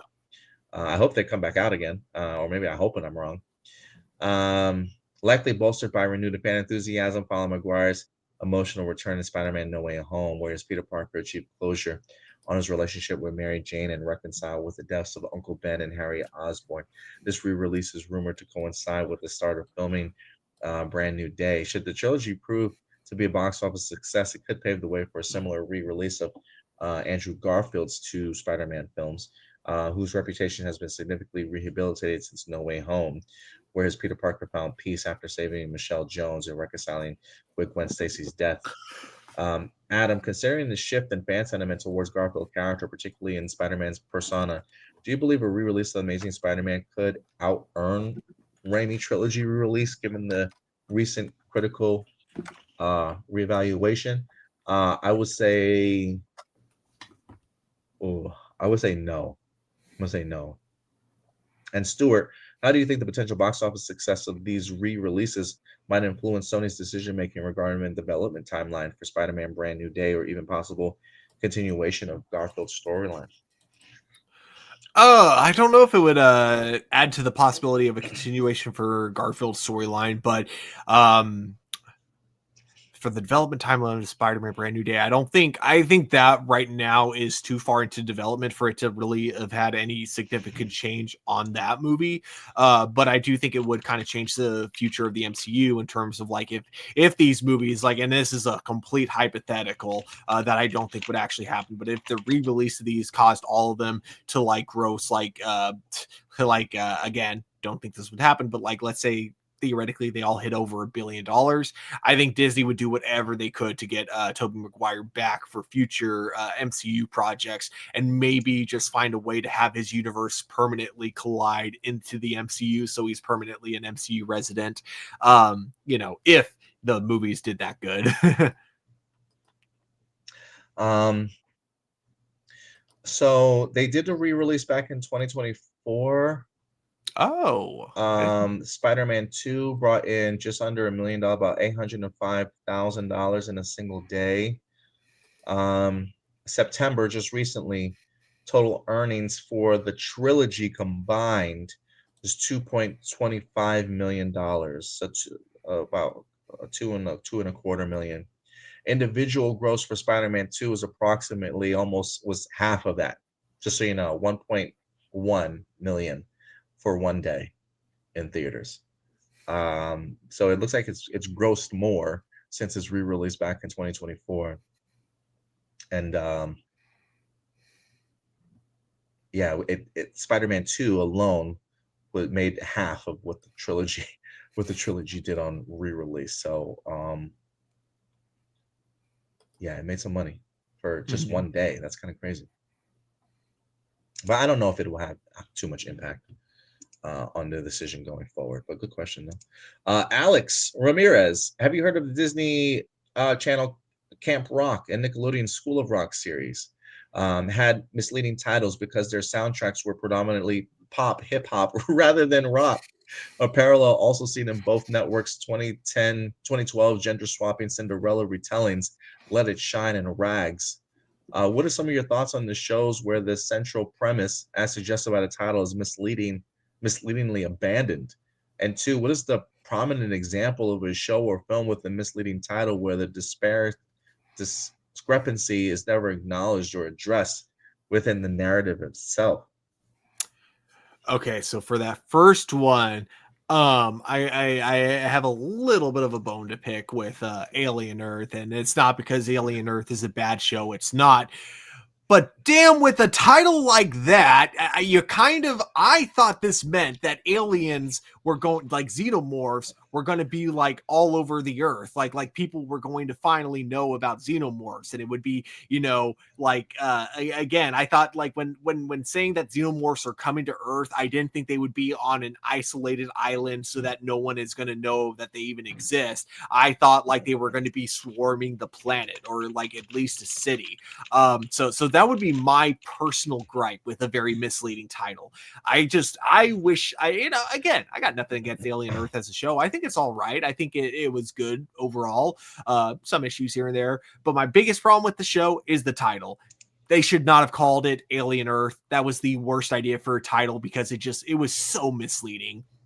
Fuck whoever came up with that title. I'm actually dead serious. Fuck you. You got me hyped up thinking we were going to watch something completely different. Fuck the person who made the title Alien Earth. I mean, I guess I would say Mission Impossible because the missions were possible. They always succeed in the end, yeah. Damn it, I want to see them fail. All right. No, I feel like there is a movie out there that I had on the tip of my tongue, and I just can't. That I remember thinking it was going to be one thing, and it was completely like something else. There's something around the tip. There's something around the tip of my tongue, and I just can't. I cannot connect the dot. This one doesn't count because it does get addressed, obviously. But I guess you could say Johnny dies at the end. What? That's the name of the movie? Johnny dies at the end? Yeah, and he doesn't die. I haven't actually seen this movie. I just know of it because like that's what people talk about with it. They're like, but he doesn't die at the end. Yeah, that's a good question, Alex. I think you might have stumped me, man. I got to think about that one because I'm sure I've watched a movie before where I was just like, yeah, this is nothing like the main title or like the trailers kind of like suggested that it would be. I can't off the top of my head right now, Alex. I'm so sorry about that, man. Most talented man in the world. The critical success of First Steps, which utilize a unique earlier or futuristic standalone narrative with a smaller MCU lead, fundamentally shift the strategy. Wait, the critical success of Fantastic Four First Steps, which utilized a unique earlier or futuristic standalone narrative with a small MCU lead-in, fundamentally shift the strategy for the MCU, and which poorly received characters from Marvel films like Venom, Madam Web, and Kraven should be completely rebooted into the MCU using this quality over quantity approach to better integrate their known connection to Peter Parker. Following the positive reception and narrative style of First Steps, which reviewers suggested should guide the MCU towards fewer, higher quality films, a strong case can be made for Marvel Studios to completely reimagine characters from Sony's universe, such as Venom, Madam Web, and Kraven, with a clean slate, offering them a chance to be properly reintroduced through focused standalone films that can later be woven into the main MCU narrative, especially given the deep comic book ties to Spider-Man. Like, look, I think Venom's gonna get that opportunity in some way, just because I know that there's a symbiote. Well, I thought there was a symbiote in this universe. I think there is. The end of Venom 3 just confused the hell out of me because I think they captured a piece of the symbiote that was meant to be in the MCU, but surprisingly was still in the Sony universe. So I really have no idea what the fuck is happening with He dropped Venom's two future. pieces of symbiotes at the exact same spot in both universes. In both universes. So I really have no idea what's happening with that. Kraven, I think, was a missed opportunity. It's one of those things where I do want to see Kraven on the big screen. Maybe you could pay off with maybe your next story being the Kraven's last stand and then introducing Venom in some capacity or another. But I think maybe not Venom so much, but like characters like Madam Web and Kraven, I think they just hurt themselves. I almost think trying to now reboot them or reimagine them within the MCU does nothing but maybe drag the MCU Spider-Man stuff down. I mean, I get maybe that's their goal. Maybe. I mean, yeah, I think it's one of those things where like maybe in future Spider-Man movies, if we ever get those after Tom Holland, like in like 20 years or something like that, maybe try and revisit them. But I do think Sony has done damage to those characters in the sense of I don't even know if I just don't know if enough time has passed for people to be like, okay, Kraven's going to be in the MCU Spider-Man. Then people are going to be like, is it going to be played by Aaron Taylor Johnson? And then if it is played by Aaron Taylor Johnson, and you got so much explaining it, like I just don't even know if you try, to be honest with you, which I think is unfortunate. Maybe they will with Venom and Kraven. I think those are two possibilities. But I don't know if I'm the MCU if I try, or if I still try and bring other MCU characters that have Spider-Man villains that haven't really been portrayed. Like I think Scorpion would be cool. I think Scorpion's going to be in Brand New Day. I just think that there are other Spider-Man characters you can showcase on the big screen instead of trying to do Kraven and Venom. But we'll see. Yeah.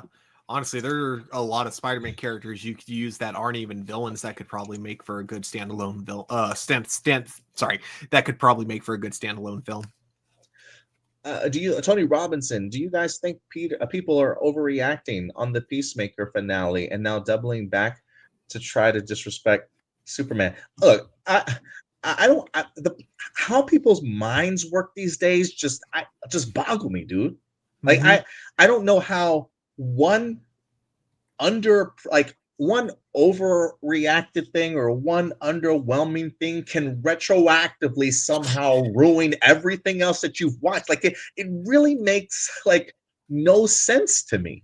Like a Peacemaker season finale should be just seen in its own bubble and only compared to that season of Peacemaker. maybe it made season 2 underwhelming for you, but the events of Peacemaker has nothing to do with how I view or appreciate Superman. Like, that movie stands on its own. Peacemaker literally had one cameo in it. Like, the retroactiveness of people's displeasure with one thing, then all of a sudden ruining their childhood, and they can't, like, grow up, dude. Like, grow up.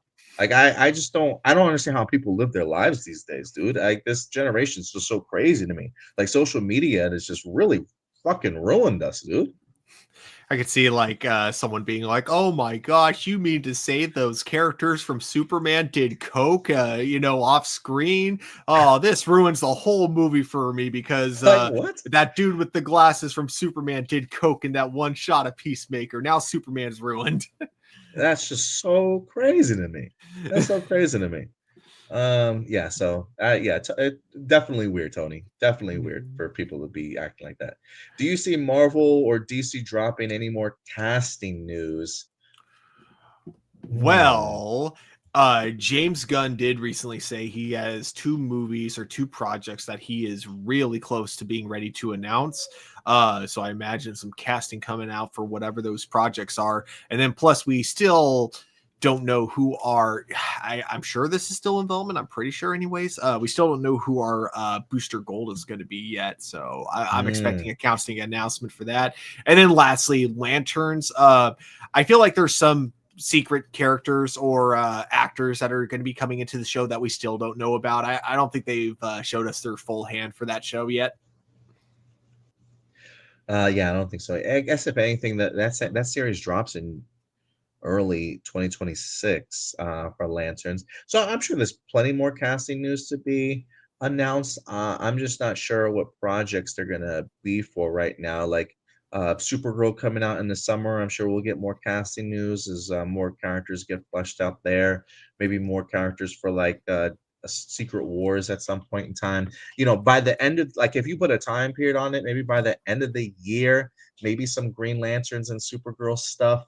But that's probably all I can think of right now, unless some things are officially greenlit. Like Stuart said, maybe some DCU projects that are in the works that get greenlit. Maybe we'll get an announcement on those. So I think maybe DC drops more casting news maybe by the end of the year, but maybe Marvel might hold off until maybe the beginning of the year. But we'll see. Yeah. When do you think Hasbro will start putting out more news about their Power Ranger series? I would think that they would have dropped some by now for New York Comic-Con. I don't know if do they even do that Hasbro Con bullshit anymore that they used to before in the past? I don't even know if they do those anymore. They're just taking their sweet ass time. Like they'll put out more news just randomly. Just randomly one Wednesday, you'll wake up and then boom, there's going to be Power Ranger news. But there's definitely going to be more. I think we'll definitely get more by the end of the year, though. Yeah, I'm sure tomorrow we'll wake up to a news. Timothy Chalamet has been cast as Lord Zed. Do you want to see any content from Boom Comics integrated in the new upcoming series? I'm sure there's something I would love to see. It would be cool. Like I go back to this all the time, but I would love to see like a failed attempt at a Power Rangers team like Zordon had with the Mission to the Moon back in the 60s. I would love to kind of see something like that integrated into the new series in regards to now building this new team. I think that would make for a really great backstory in regards to like a failed attempts. I would love to see that. I know it's super obvious, but I would love to see Grace Sterling and Lord Draken in the new Power Ranger series. Maybe not in season 1, but assuming that the show goes on long term, I would love to see those characters like come into live action. Yeah, I think it'd be dope. Who's doing better on TV right now, Marvel or DC? Oh my god. Because DC hasn't been releasing that much. And I gotta be honest. I loved season 1 of Sandman. I'm trying to get through season 2, and I can't. It is just so dumb and boring. Like I just don't like anything going on, or for the most part. Like there are some cool aspects here and there. Sorry to say I don't like anything. That was a bit harsh. No, there are some cool aspects about it. I'm just not into it though. I want to be, but like, so not into that. But Peacemaker and Creature Commandos were both great. And then Marvel, what has Marvel done recently besides zombies? God damn. Let me see.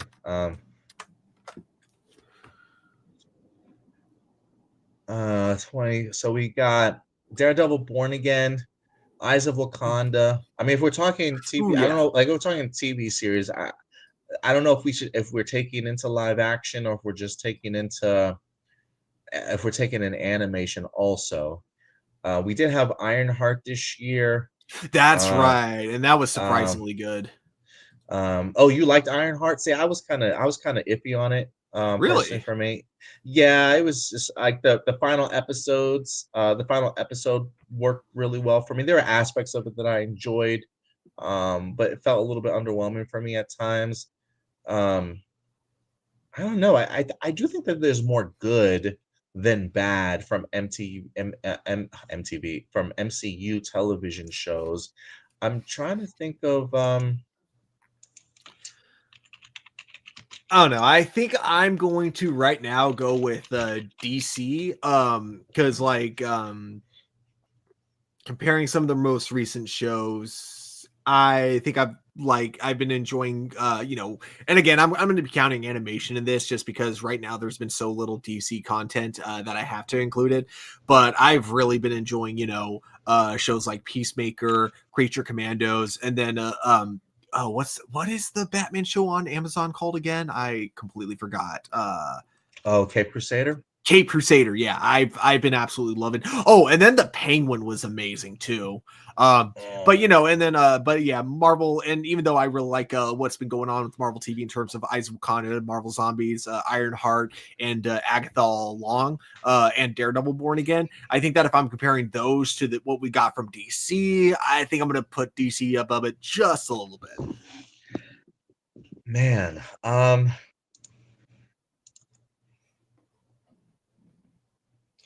while I think Marvel Studios has had some great television series, Marvel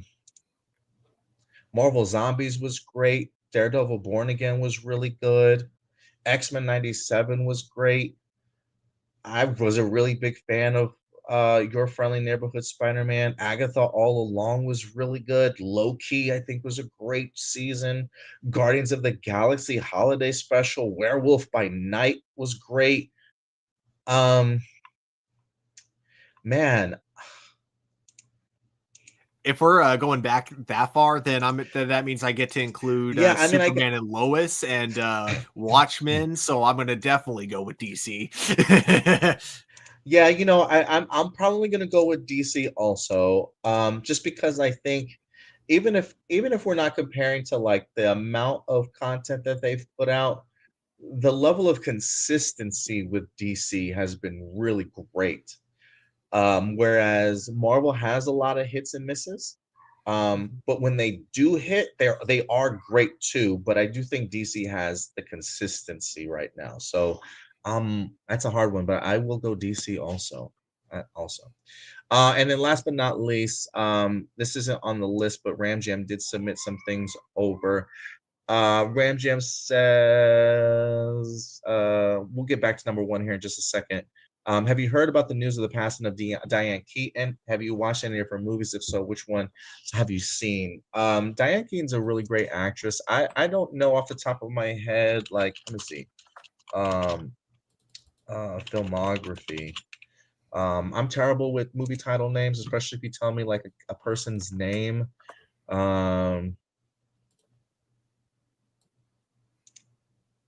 But I mean, she's just like she's like everywhere, dude. Okay, so I've seen Annie Hall. I really liked her in that movie. Oh wait, Jenny, that was the whale, right? In Finding Dory. Uh-huh. Was it? Okay, Jenny? she was. Jenny? Was it Jenny? Yeah, she was. I can't remember. If that's Jenny, then yeah, she was funny in that. Something's Gotta Give. She was great in. Father of the Bride. She was great in.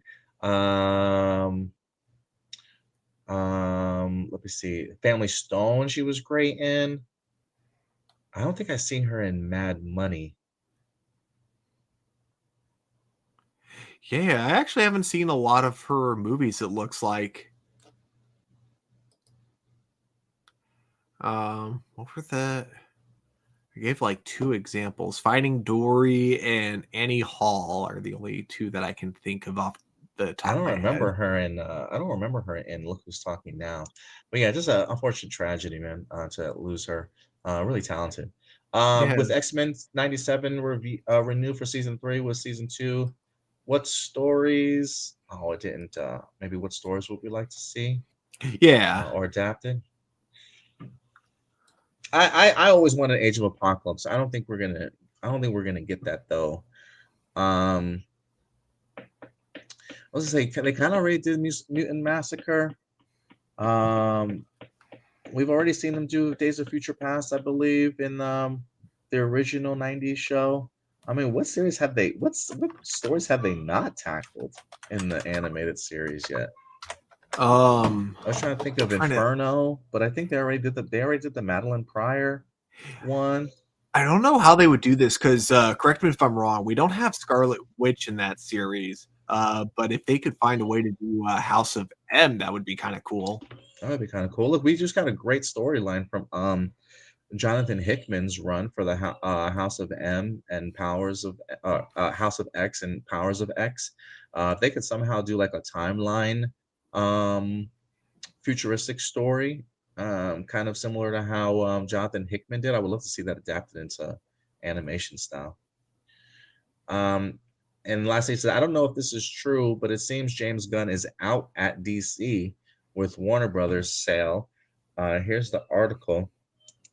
Let me go ahead and pull this up. I guess he's talking about in regards to he says, I don't know how true this is, but it seems James Gunn is out at DC. He gives me the link. Let me pull this up here. Well, first off, I'm just going to tell you right now, just looking at the website itself, don't believe this, okay? This is from cosmicbooknews.com. Oh, yeah, no. Yeah, this is never a reliable source. I've heard them post, I've seen them literally post quotes from people that aren't real quotes. That I have not been able to find the quotes that these people are saying. This is very much like just rage bait. So it says, with Superman reportedly bombing financially, okay, and Peacemaker season 2 flopping with fans, I reached out to my insiders about the state of the DCU. Just understand, this guy has no insiders, okay? The short of it is that James Gunn will be out as the head of the DCU with the Warner Brothers sale. I'm told that David Zaslav buys WB, that Mike DeLuca will be in charge of DC and do a completely new start. More below. Gunn recently said he's doing whatever that he wants with DC. That sounded odd to me, as if you were building a new universe, you would want it to be successful with the fans. That's not happening, as both Creature Commandos and Peacemaker failed to chart on Nielsen. They don't have a big audience, and Gunn claims Peacemaker season 2 was meant to be a sequel to his Superman movie was pure BS. Superman also failed to resonate with international fans. His box office also came in under Man of Steel by a large margin. I don't think it's as large a margin as he's making it seem not to be. It's splitting the fan base. This is somebody's, understand, this is somebody's opinion, okay? This is not backed up by any evidence. I mean, his sources per se. I mean, you can just read it. I mean, it's like dripping with like, you know, my man feels some type of way. Mm-hmm. Look, I will say this. He's not wrong in the sense that when there tends to be buyouts of large companies, management usually always changes. You know, it's like we've made use this analogy before when it comes to sports. If a new manager comes in, they want to bring in their buddies, right? They want to bring in people that have helped make them sort of successful, or people that they believe could do the job sort of better. Now, to be fair, I think David Ellison is very much a big movie guy. So I think he appreciates the concept of movie making. I think Mike DeLuca and Pam Abdi over at Warner Brothers right now appreciate what James Gunn is currently doing. So is there a possibility that if Paramount comes in and purchases Warner Brothers, that James Gunn is out? Yeah, I do think that's a possibility of that happening. Very much so. I think that's a real thing. But there's a part of me that also believes that the people that are purchasing it may fully be aware as to who you have on board already creating this content, the positive momentum that is surrounding this content, and kind of going forward with it. David Zaslav himself has come out and said how much of a pillar the DC universe is to what's being created.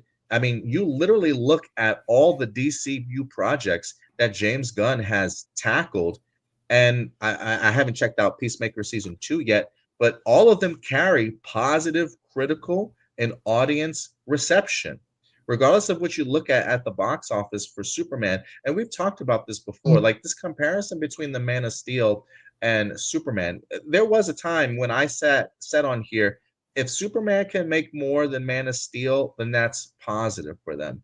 And while a part of me stands by that, I also understand that times have changed. We're not in 2013 anymore. The box office for where Superman was or Man of Steel was at the time is not the same box office that treats comic book movies kindly. And for Superman to go out there and make $600 million something, which is probably one of the highest comic book movies that we've had in a long time, when your average comic book movie is making about $425 million, as WB, especially after the horrendous outing of Aquaman and some of their past DC EU titles have gone, what James Gunn was able to do with Superman is mind-boggling. It is miraculous in that sense of that it even made that much money. You even take on how much money that movie made during the video on demand. I think that movie made like an additional $40 million. Like the movie is enjoyed. And regardless of how some butthurt fans want to kind of switch the narrative around, and like if you were to take Man of Steel today, if you were to take it out of 2013 and place it in the box office, that is 2025, I'm sorry, that movie is not making $600 million. It's just not. So it's easy for people to try and compare, but it's not apples to apples, okay? I don't. This guy is just spreading misinformation because this is what cosmic movie news or whatever always does. You can look at all of their past articles. It's nothing but hateful rage bait shit sort of thing. So this is not a trustworthy source by any stretch of the imagination. They say people say things, yet there's no quotes, there's no links to previous articles to say the things that he's suggesting. It's all somebody's opinion, hoping that something certainly sticks. Is he right that Paramount could come in and switch up management? Absolutely. But we're not even there yet. Like Warner Brothers literally turned down the bid. So what is he talking about in the sense of like, yep, Warner Brothers is sold with the Warner Brothers sale? Like it hasn't even happened yet. And if it does happen, understand why it happens. And so, I don't think it has anything to do with the idea of how good or how bad some people think Superman certainly did at the box office. I think if anything, it just has to do with the new management, bringing in a new team of coaches to try and do things that they want. But there's a part of me that thinks they would keep James Gunn around, along with Peter Safran and maybe Mike DeLuca, but who knows? Tony Robbins says they want James Gunn so bad it's pathetic. Yeah, it's really pathetic, dude. It's really pathetic. Cosmic book news, please, guys, don't trust any of their sources, okay? Not really reliable. But anyway, that will do it for our extremely long edition of Hero Report this week. Oh, what a show, Stuart. Thank you, man. Thank you. Oh, shit. Whoa. Shit, almost had a... Sorry. Pulled my wrong cords there. Just like, thank you for your patience. Whoosh. Yeah. I'm sure my girlfriend's like, what the fuck is taking this guy so long? So I'm probably gonna have to book it out of here relatively soon. But yeah, guys, that will do it for all of us. Any last words, Stuart, before we get on out of here? Vagina boob. Okay. Nah, good That's show. Exactly what I was thinking. Of course. All right. All right, guys. I will keep my eyes on New York Comic Con, see if new information has dropped today.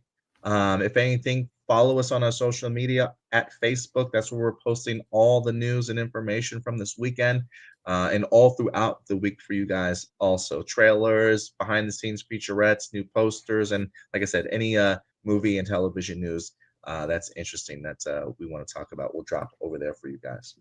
But Stuart, if anybody wants to find you on social media now, where can they find you? You guys can find me at TurboStew01 over on TikTok, Letterboxd, and Instagram. And you can follow us everywhere if you want to, as you see down below on the social media at A+ Opinions. We're also over on TikTok at Hero Report. And then, yeah, here on our main page, our YouTube channel, click that subscribe button if you haven't done so.